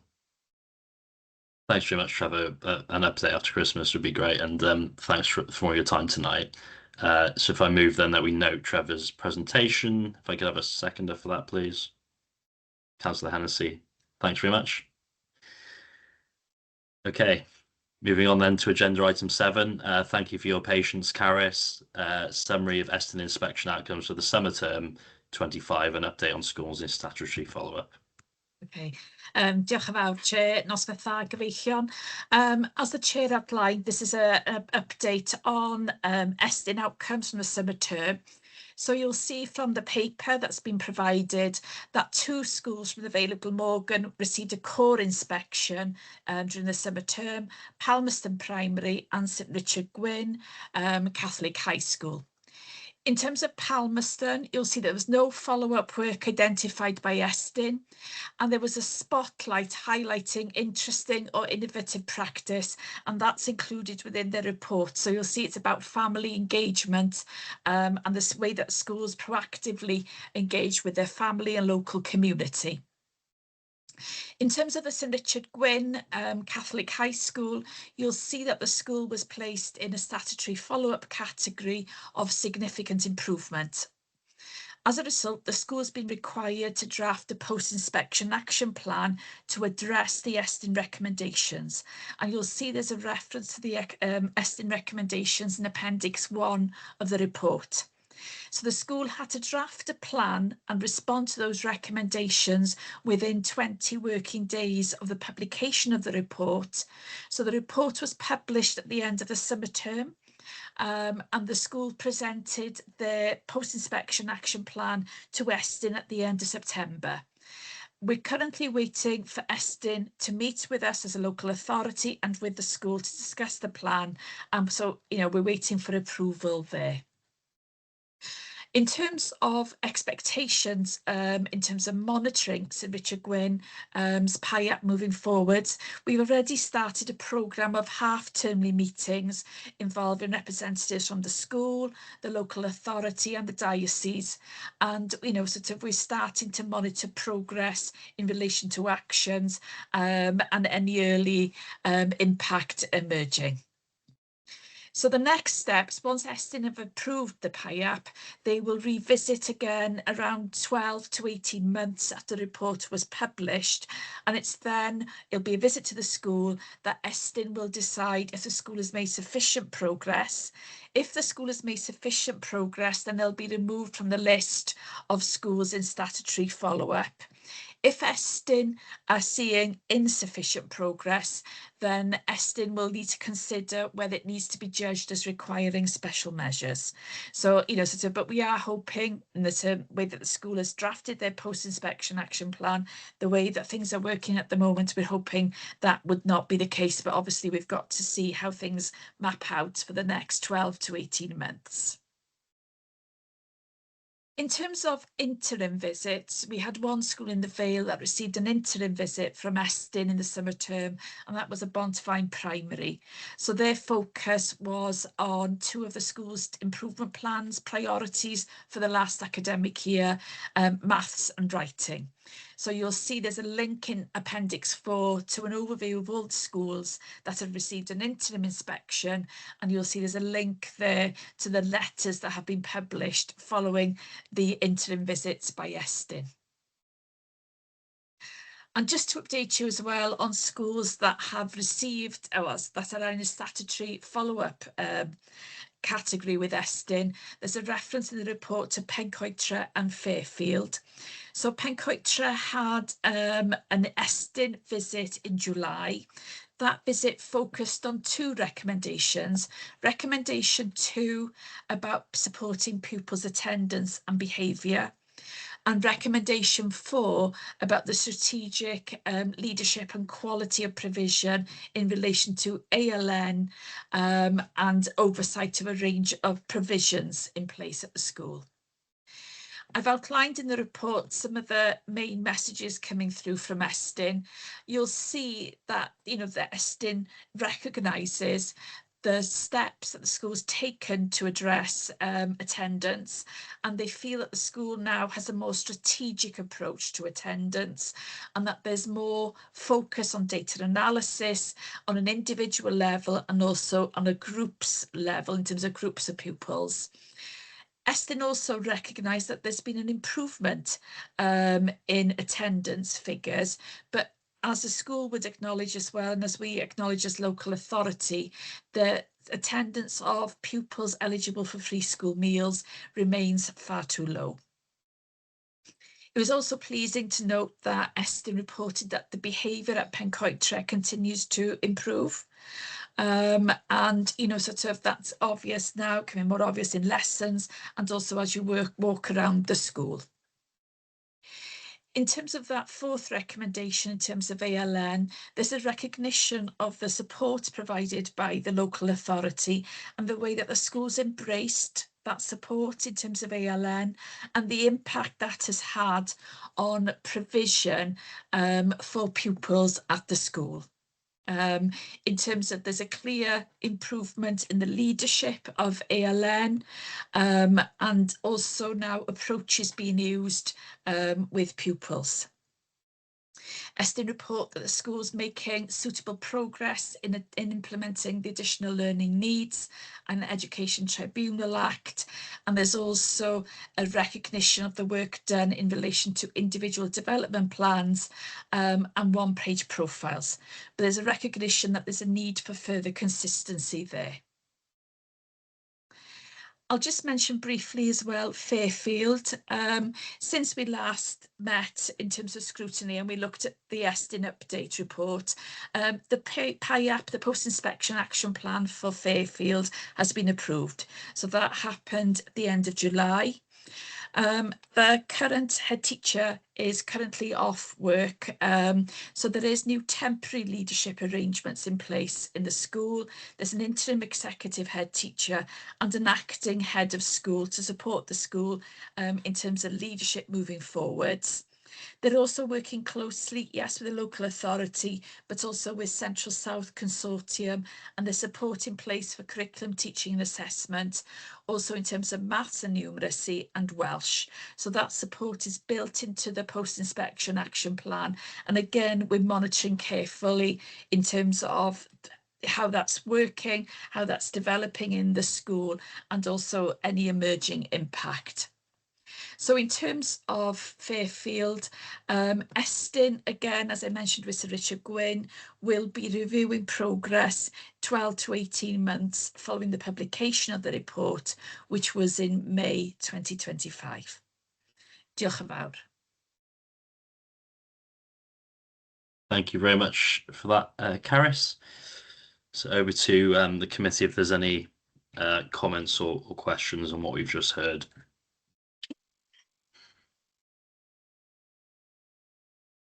Doesn't appear to be any hands up, Caris. Councillor Gilligan. Hi, sorry, I was trying to find the the button there. Thanks for that. I was just wondering about Pencoedra, you know, that they go on a termly basis. Do you get a report less than that, or is it just on a, you know, like on a monthly basis of what's being done to improve to get them out of the special measures? And what you know, what help they are getting to get there to achieve that. Thank you, Keris. Okay, thank you, Councillor Gilligan. In terms of the monitoring and information we get, we do have a multi-agency meeting, and that takes place on a half-termly basis. So in terms of the multi-agency, there's representatives from the school, there's representatives from the local authority.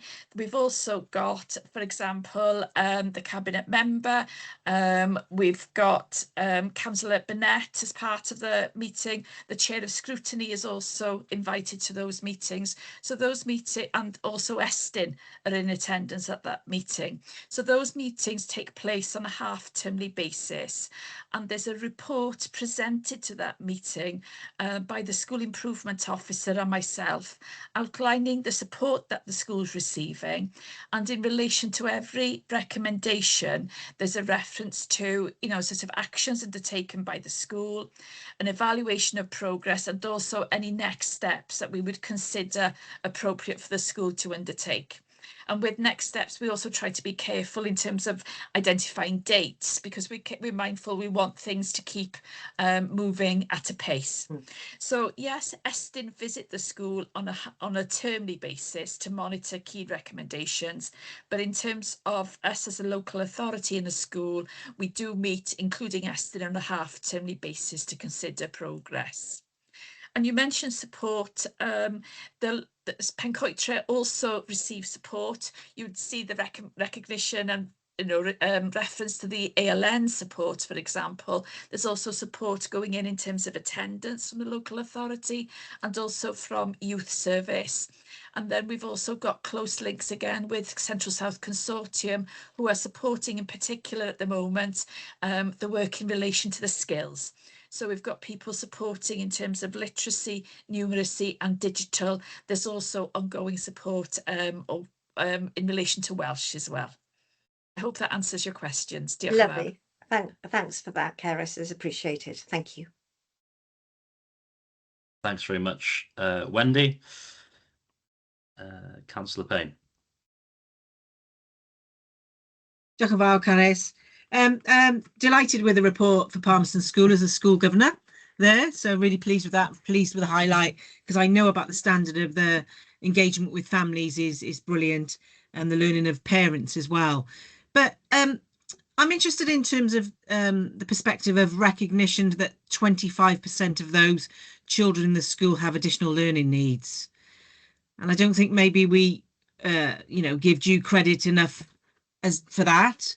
Obviously, we're doing the task and finish on ALN basis, but, you know, just some recognition for the, you know, the type of work they do as well, really. Are you thinking, Councillor Payne, in terms of Estin? Because obviously I'm presenting a report in terms of Estin. I know. And I know. It'd be very difficult for me to comment in terms of what exactly I know, but I'm has been saying drafted. It, You know, sort of. But I think I don't know if you think about over time, the Estin reports have become shorter, and possibly they can't capture everything that they would usually do. But I do know that they do take time in terms of the feedback to provide a more comprehensive feedback to the school. And there would be the school improvement officer present there who would feed back to the local authority. So we do try, you know, sort of try to capture, but it is very difficult because they've got a word limit in terms of their inspection report. So it's quite difficult to capture everything, particularly in relation to those primary schools. It is, but again, it's one of the positives. Yes. But thank you anyway. I can say it, Caris. Yeah, that's fine. Thanks very much, Helen. Can't see any other hands up. But thank you for the presentation, Caris. Much appreciated. So I move that, having considered the Estin Inspection outcomes, we note the report and also congratulate Palmerston Primary on the core inspection with no ESTIN follow-up as well. If I could have a seconder for that, please. Councillor Hennessy, thanks very much. And thank you very much, Caris, for presenting. Diolch yn fawr. Diolch yn fawr. Okay, agenda item 8, annual shareholder report for Big Fresh Catering Company. So it's Trevor and Tom. Thank you very much indeed, Chair. Or just Good Tom, evening. I don't know. No, Trevor as well. We were both being polite as to who was going to go first. I thought if it's okay with you, Chair, that because this is such a procedural report from the shareholders, that it might be really useful to hear from Trevor first in terms of the company's activities. That'll give a little bit of context to then what I can cover off in the second part of this evening, if that's okay. Great, thank you. I'll be shorter this time, and it's a bit lighter. But we've got a couple of slides just to go through with you, and hopefully the internet bears with me again. Can you folks see that? Yes. Yeah, perfect. Okay. Right. So Big Fresh Catering Company, we spun out in 2020. We look after all of the catering services in our schools. We also operate a retail arm of the company, which operates in a couple of different bases. So we have three main streams that we look at. One is in schools. That is always our core business. That will always be our core business, making sure that we look after all 25,000 plus of our pupils in the Vale. Our retail operations, which at the moment we have two cafes, one at Penarth Pier Pavilion, one at Bellevue Pavilion. And then we have a mobile food service, which is in the form of the Airstream. So those are the three arms of the business at the moment. From a retail perspective, again, you folks probably know this, so I won't spend too much time on it. We set up a base of operation for a retail business in Penarth Pier Pavilion. Because of the nature of the arrangement there, it is one of the reasons why the pavilion is able to stay open. So there is a lot of synergies between what the company does there and what we do supporting arts and culture in the Vale as well.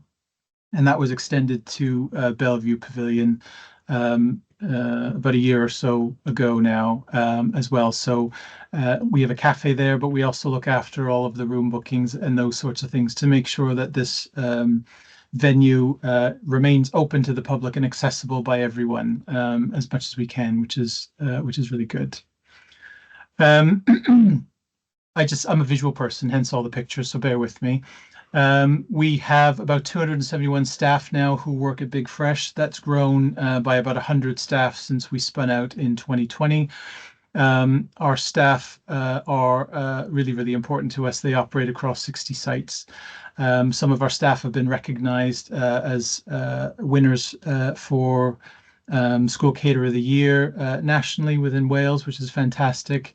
And we spend a lot of time investing in our staff's professional development as well. We also have a big emphasis on good citizenship, and I'll touch on that in a little bit. And this is some examples of some of the programs we've supported. This is the Joe Ledley Football Academy that we ran through one of our high schools, which Big Fresh supported, and some of the funding that we're able to generate as a surplus. All of that gets reinvested back into our schools to support their activities and to support grassroots community groups as well. Tom will go into some of the detail on this, but just as a bit of background, the company is wholly owned by the council. The council is its single shareholder, but it operates as a separate entity. That's our board of directors at the moment, which looks after the company. We have a managing director who is a paid member of staff, who is the operational lead for Big Fresh, of course. And then the rest of the board of directors are there. I think key to that is the fact that because we exist to support our schools, it's really important that we have head teachers as directors of our organisation. Hence, we've got two. They operate on a 2-year rolling basis. And then we have Councillor Birch, Cabinet Member for Education, Arts and Welsh Language.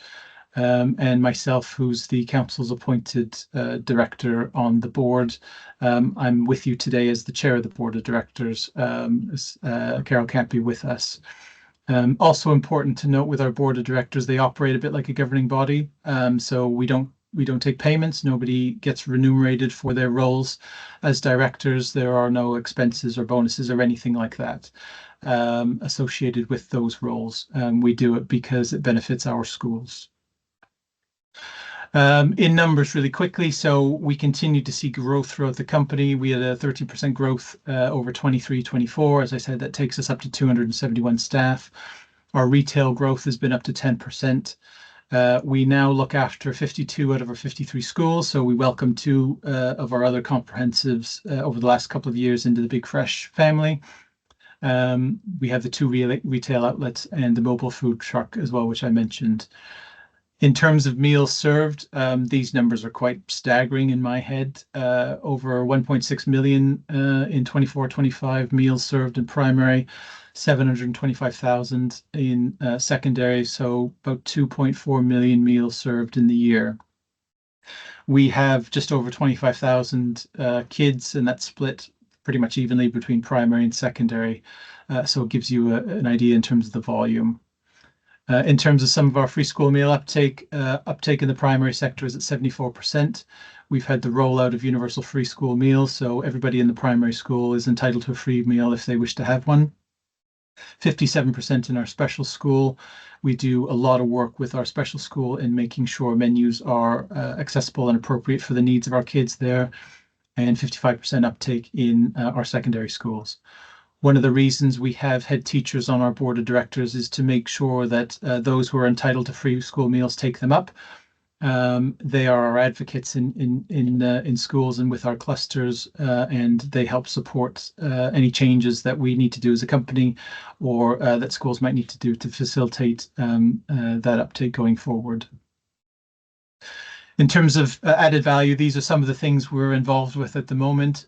So we often get questions like, what kind of menus do you offer? So we offer 10 different kinds of menus.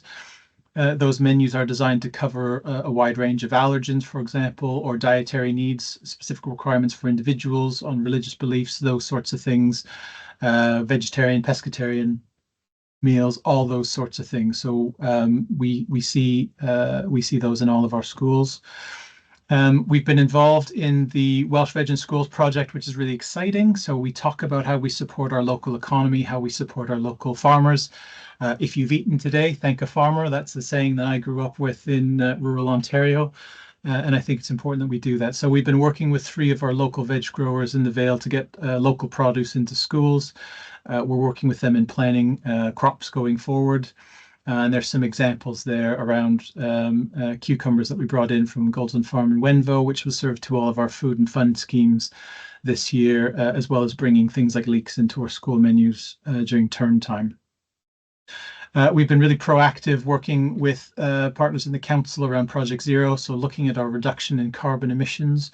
This is through some of the technology we use in our kitchens. This is through some of the procurement that we do with our suppliers. This is making sure we have reusable materials or compostable materials, those sorts of things. But that's been exciting going forward. And we do a lot of work with schools from a teaching and learning perspective around how we offer those provisions. We've been working with Public Health Wales and the Welsh Network of Healthy School Schemes, promoting health and healthy lives. So things like active travel, active healthy living, sports, all of those sorts of things, and making sure that there are opportunities for activity. And there's quite a lot of science, which I'm ill-equipped to explain to you, around what goes into making the meals, how many calories they have, of which type, what sort of vitamins, all of those sorts of things are taken into account when we design these menus. We've been working through with the Communities Forward Plus team, looking at creating volunteer placements in our schools and our commercial premises. We've also been proactive, and we've been able to support refugees coming into the Vale, Ukrainian, Afghanistan refugees who've been able to come and work with us in paid roles, which has been excellent. We've had our food and fun scheme, so that's grown by 50% this year. So this is out of school provision in holiday time. It's really exciting that we've got more schools coming on board, able to offer those across the Vale and in secondary as well. And we've got some award-winning staff who've been involved with that. And there's an example there at Pencoitra, most commendable, from the Children's Champion Award for the work that they did there, which is fantastic. I think I mentioned already, we've been working with Food Vale to incorporate local growers into the school day, so getting them involved from a teaching and learning perspective, and how we can get involved with getting the kids, onto farms and vice versa, because it forms a natural part of the curriculum. So why not speak to the people who know it the best? We've been working with a charity called the Size of Wales towards our deforestation accreditation. So an example of that is working with our suppliers to reduce the use of palm oil, for example, which is a big thing for us. We've done a piece of work looking at all of the products that we do to make sure that they come from safe and fair trade backgrounds. So 704 of our products at the moment are linked to fair trade practice. And we've been working with pupil-led projects in schools around some of the work that they've been doing, which has been really fun and exciting. And then we've got our Airstream, which has been supporting lots of cultural events and celebrations across the Vale. And I have to give a plug out for the Penarth Light Switch on the 16th of November. So look for the big giant silver bullet. Every pound you spend with them gets reinvested back into our local schools. And we just heard about why that's so important. We've talked about this previously. Big Fresh led the way for the entire nation around universal free school meals. We worked on the basis of we didn't want a postcode lottery for free schools in the Vale, so we did an accelerated rollout for that. So that's been really important. That's been a challenge for schools as well, because the amount of schools the amount of kids who've been coming through for a school meal has increased as a result of that. And schools have had to manage and accommodate more kids coming through at lunchtime in the cafeteria. And sometimes that means multiple settings. So there's been capital investment in schools to facilitate that, or sometimes that means having a different layout for the school day to accommodate different year groups. And our schools have been fantastic in working with that. With the surpluses we've generated, we've also been able to support schools with additional midday supervision. So some of the costs that have come on with supporting that, Big Fresh has been able to meet through our surpluses back into schools to take that burden off of them. And it's been a real partnership that's worked really, really well. We also do a program at the moment every year with the surpluses that we generate. So we open that up to schools for in the form of grant funding, basically. This is an example of some of the projects we've had in the past. So schools have come to us and said we wanted to set up a wellbeing hub because of some of the challenges that they've had in schools, or a nutrition pod, or after school clubs, or cooking clubs, or outdoor seating areas, all of those sorts of things, kitchen enhancements, cooking classes. So we've been able to support those in schools. So those are school-led activities that we've been able to enable through the work of Big Fresh and through reinvesting all of the surplus that we're able to generate. This is an example as well of some of the Big Fresh investment program that we've had in previous years. So for those schools who are part of the Big Fresh family, there are returns that they see in terms of the surpluses that we generate, which has made a big difference in terms of their budgets. We spoke about that earlier. The funded projects that we've done, some of them are in schools, some of them are outside of school provision. The quality of the ingredients that goes in. So, I always use the example of rather than frozen fish bites, it's fresh salmon nuggets, for example. It's those sorts of things, because we know there's a direct link between what goes in your gut and what goes on in your brain. And when we talk about the behavioral and challenges that we have in schools, this does make a difference. For some of our kids, the only meal they have is with us in schools, really sadly, and they're only with us for 190 days a year. So we need to make that count. We've been investing in our capital estate. So the equipment that we use, we basically have a lease agreement with the council. So Big Fresh rents the equipment off of the council, covers depreciation, doesn't come at any cost to the council then, and we're able to refresh the equipment as needed. Big Fresh doesn't draw any budget from the council. The council pays out at the moment the free school meal funding that it gets, and then Big Fresh uses that to deliver the services. Prior to the incorporation of Big Fresh, there was a budget of somewhere in the region of 400k a year in addition to the free school meal. So there's quite a lot of savings there. I mentioned about the midday supervision. And then some of the schemes we're trying to roll out into our secondary schools as well to tackle the cost of living and make sure that kids are able to access food.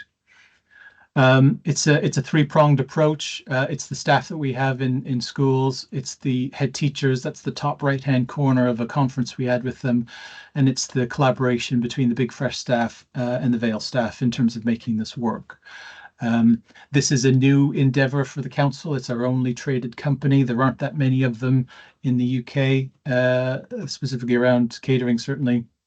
So there's a lot of learning and a lot of cultural changes that have been really important to making this a successful venture. And there's some details on there looking at our capital investment. And we were really fortunate when we took over. The state of our kitchens were in really good nick. Because there was a lot of investment from leadership previously around catering, so we had a good head start there. There's some themes in there around asking for help, learning and testing. The cost of failure is learning. That's really, really important, especially when you work in education. We're never going to get things right all of the time, but when we don't get them right, we need to learn from them and do things differently. And that's a core ethos that we stay true to. We've done a lot of work in terms of, we have high expectations of our staff, and that pays off in terms of high reward. So being able to run some of the community benefit venues, like what we do at the two pavilions, for example, keeps those centres operating. The goal for us isn't to make profit off of those sites. Anything we do make goes back into schools, but equally, it's just really important to make sure that those venues are accessible to local groups. The advantages of having a company is, as opposed to some of the traditional council services, is we can be a bit more agile in terms of how we do things. That yielded savings of about £200,000 from procurement in terms of UPFSM rollout, which is really important. And then there's some stuff on there around relationships. The relationships we have with our schools and our suppliers is fantastic. I think it's really important that our heads are involved on our board of directors and shape the direction of the company and keep us grounded in terms of what we're there to do and how we're there to do it. And there are links to families and advocate on our behalf in terms of changes that we need to make going forward. I wouldn't be a true Canadian without a reference to Wayne Gretzky, the great one, the greatest hockey player of all time. And this is a mantra that we use in the company on a regular basis. The day I stop learning is the day I stop growing. And that's true. The company is always evolving. It's now in its 5th year of operation. The nature of the context around us is constantly changing, and that demands that we constantly change and challenge each other as well. But also take chances, calculated chances, and try different things, because you miss 100% of the shots that you don't take.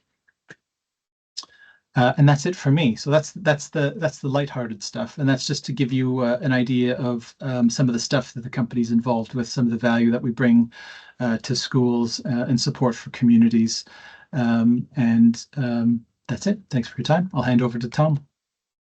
Thank you, Trevor, and yeah, thanks ever so much for covering off the lighter stuff, because this report, members, is relatively procedural. But Trevor mentioned that the company is wholly owned by the council, and the way that we manage the relationship between the council and the company is through the shareholder committee. There are 2 shareholders, the Director of Corporate Resources, myself, and the leader of the council, and we maintain the link between the company and the council through that committee, set out in the terms of reference, and we've got certain things that as a committee we need to do. For example, we need to approve the company's annual business plan, the annual report, and the audited accounts.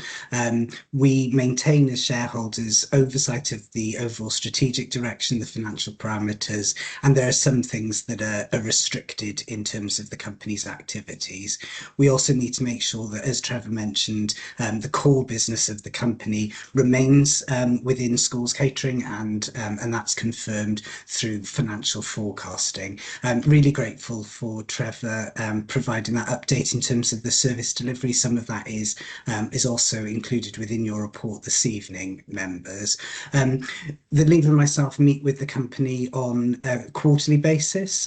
We most recently met back in September when we had a look at the annual report, and Trevor and Carol both described some of the strategic direction and some of the early opportunities that they're exploring. They're confidential and at an early stage at the moment, but will be reported through to the shareholders if and when it's appropriate to do so.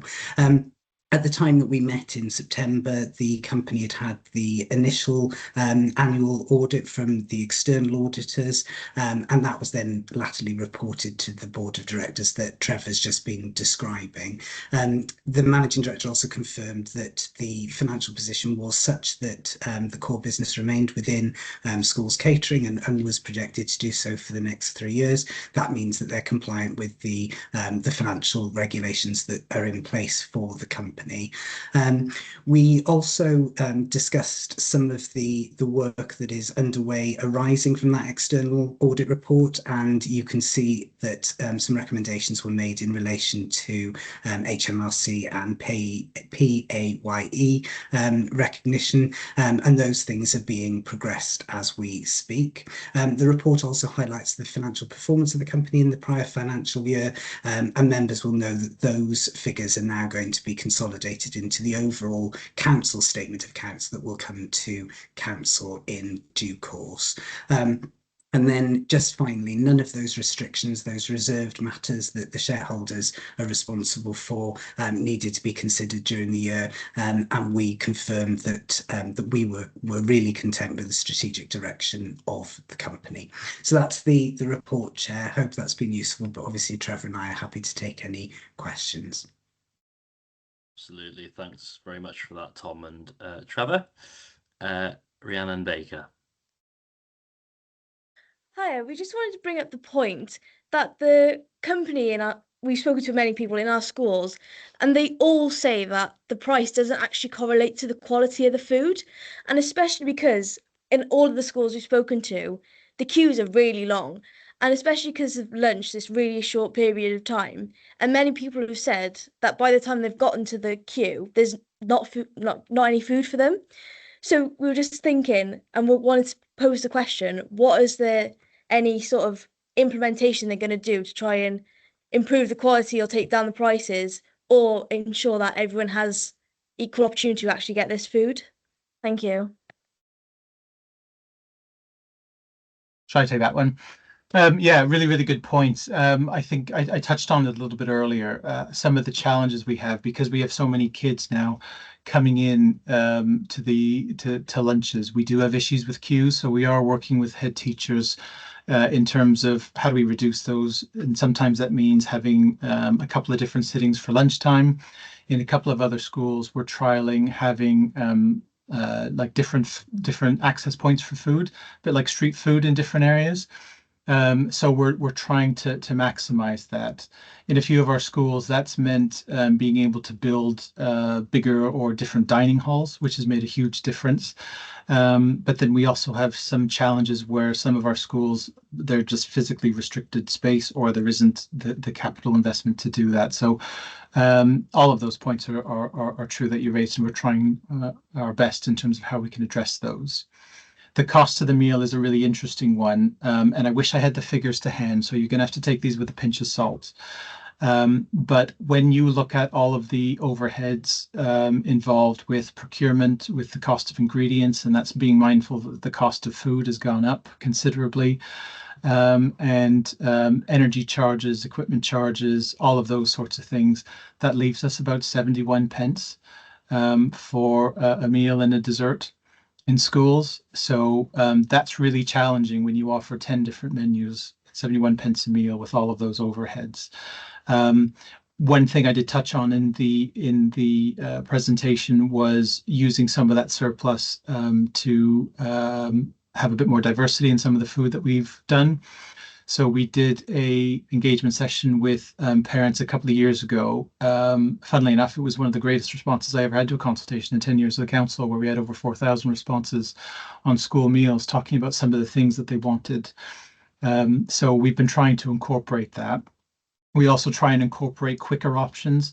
So cognizant of the fact that, schools are trying to cram in a lot of learning during the day. There isn't a lot of time for lunch. Sometimes kids want a quick jacket or a baguette or something along those lines.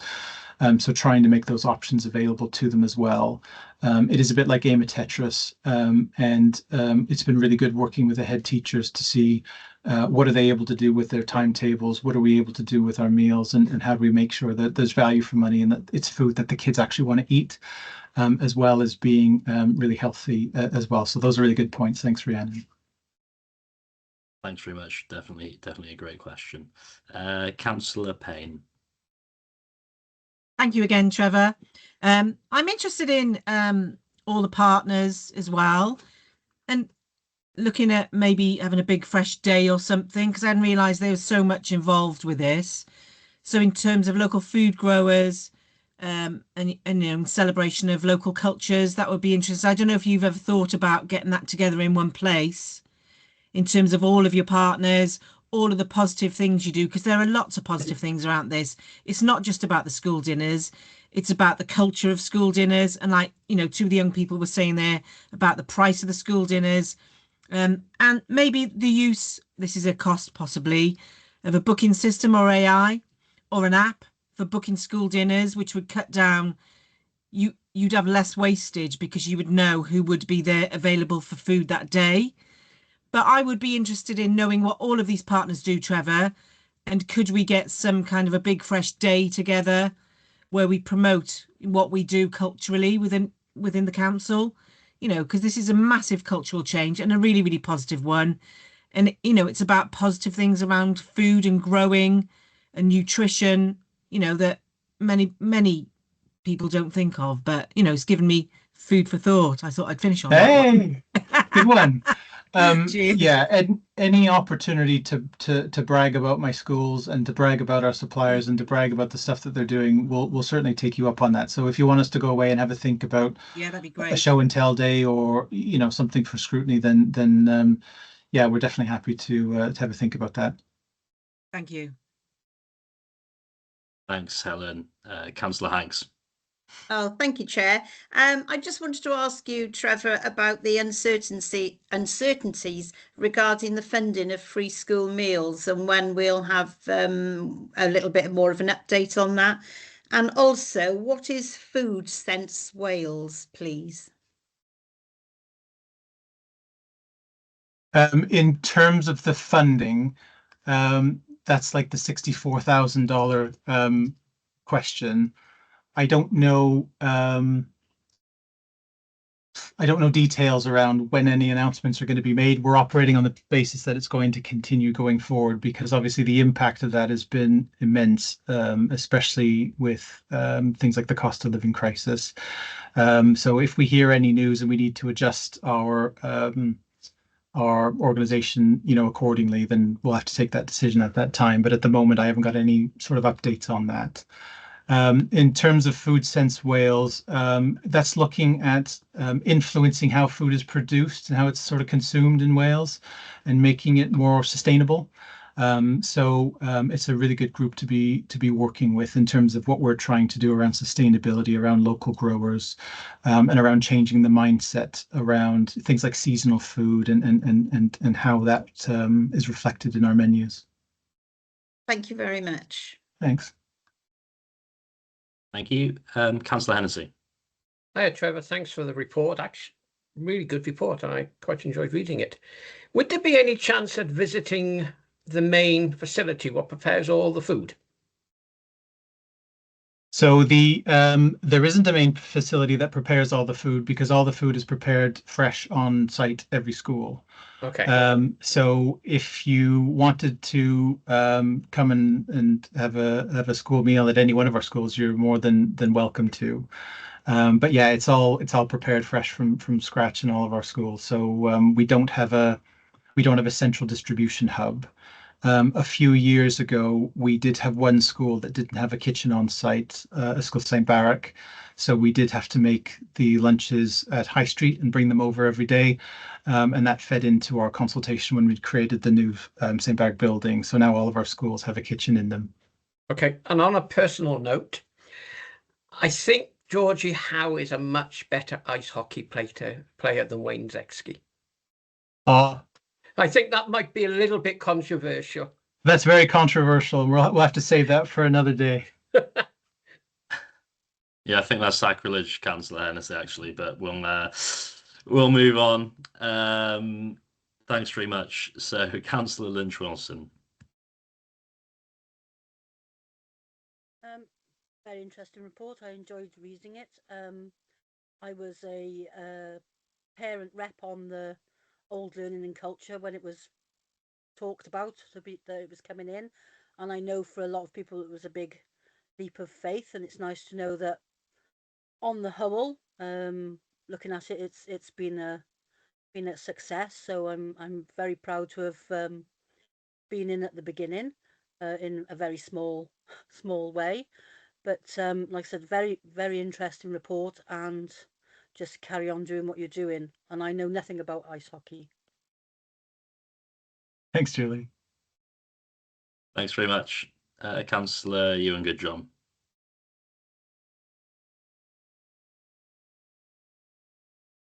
Thanks, Chair. Sorry, this is working now. Should be, yeah. Great. Yeah, it's an interesting question about price versus the grants that we give to schools, because when we're in a cost of living crisis, it's fantastic that the profits from the catering company are able to go directly into schools through grants, which otherwise they would have to fund themselves. But this is going back to school budgets now. That's funding schools through another mechanism. So I think it's a really interesting question between what are the prices that we set in order to set enough of a profit to give those grants out to schools that they desperately need, at the same time supporting our residents as much as we possibly can with the cost of living crisis.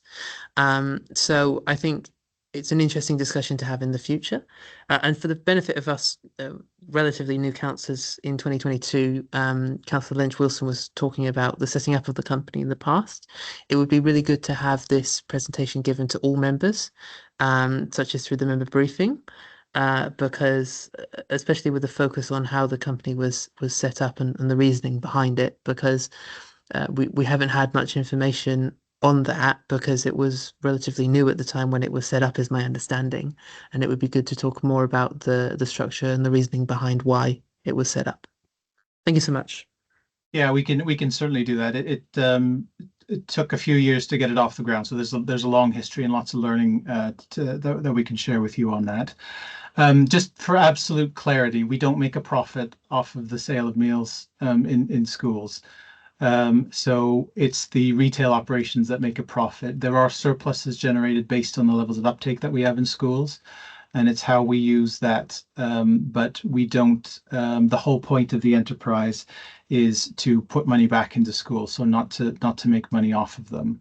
But I think it's worth a discussion in the future, talking about where those prices, where they come from, because the current way the company works is we actually subsidize the cost of school meals. So those who aren't eligible for free school meals, those who pay for them in schools, they pay less because some of the surplus that the company uses reduces the prices to them. One, to encourage uptake, but two, reflecting exactly what you mentioned, Ewan, about the cost of living crisis and those sorts of challenges. The question for us going forward, as with schools, as with everything else, is what does the sustainability of that look like when we have lots of other financial pressures within the company? But that's how it currently operates. So the priority is to make it as cheap as possible for the kids in schools. Yeah. Thanks, Ewan. Councillor Burnett. Thank you, Chair. As ever, Trevor's being far too modest. When we talked about this taking a few years, I think we started talking about it in about 2015-16, I think, when, as Trevor said, there was about, I think it was about 400 £1,000 hole in the budget linked to school meals. And in those days, an awful lot of councils were privatising their school meal services. And the only problem that you have once you've done that is that the people with a monopoly start putting their prices up. And the only way we could control the how we delivered free school meals was to actually control it ourselves, but look at new models. And it took that length of time because Trevor and the team were absolutely resolute in their determination to take all the staff with them and to build the culture of Big Fresh so that our staff knew exactly what the aims were, and that this was for children, this was for the schools.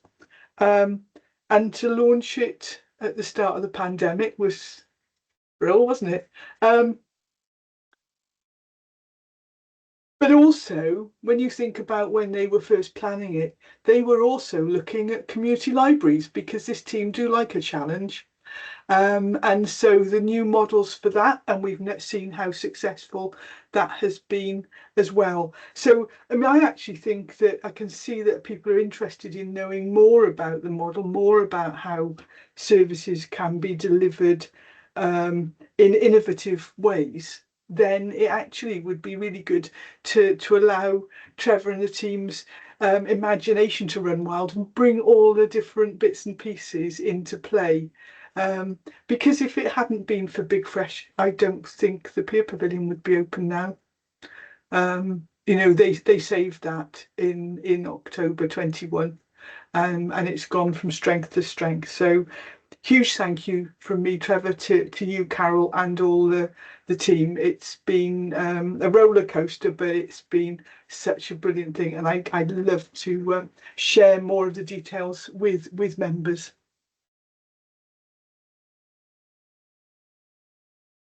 Thanks very much, Liz.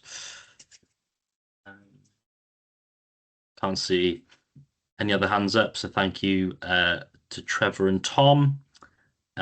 So I move the recommendations that we note the contents of the annual shareholder update report, the ongoing financial, operational and governance arrangements, and the potential for future commercial and traded service opportunities being explored by the company.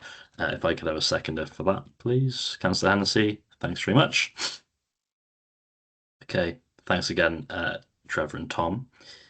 So moving on to the final agenda item of the evening, item 9, updated forward work programme schedule 2025-26. Liz Whitaker's going to take the lead on this one. Thank you, Chair. I'll do my best to stand in for Gareth tonight.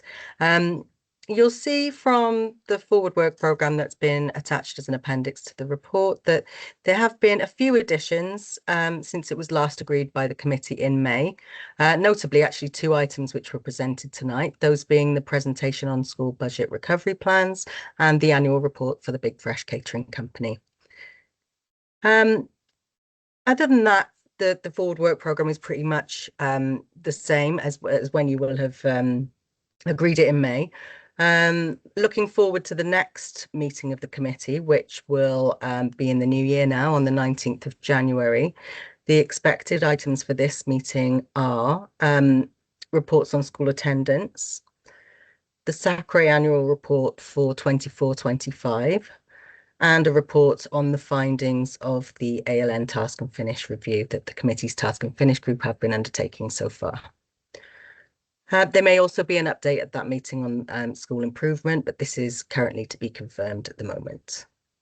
In terms of decision tracking, paragraph 2.6 of the report outlines a new way that recommendations of scrutiny committees can now be monitored, and updates will be available more readily than previously via MemberNet through Power BI.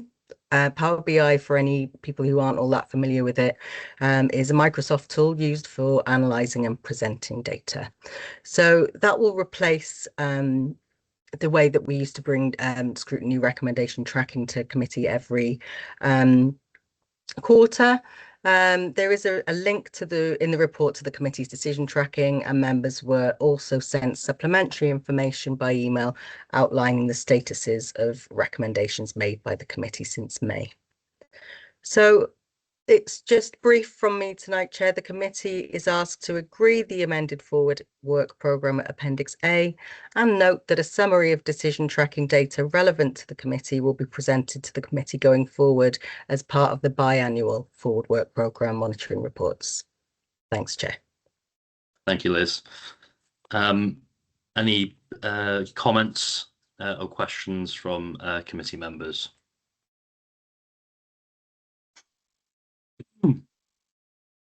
Can't see any hands up, Liz. So yeah, thanks for stepping in, and also to Gareth for all his work on this. On this agenda item then, I move that we agree the amended forward work programme as Appendix A, and note that a summary of the decision tracking data relevant to the Start Wales Committee will be presented to the committee as part of a biannual forward work programme monitoring reports. Seconder, Councillor Hennessy, seconded very quickly. Thank you very much. Councillor Hennessy, thanks Liz for stepping in this evening and presenting that. And thanks to everyone who's participated and presented. It's been a good meeting, and thanks for taking part, and Nostar.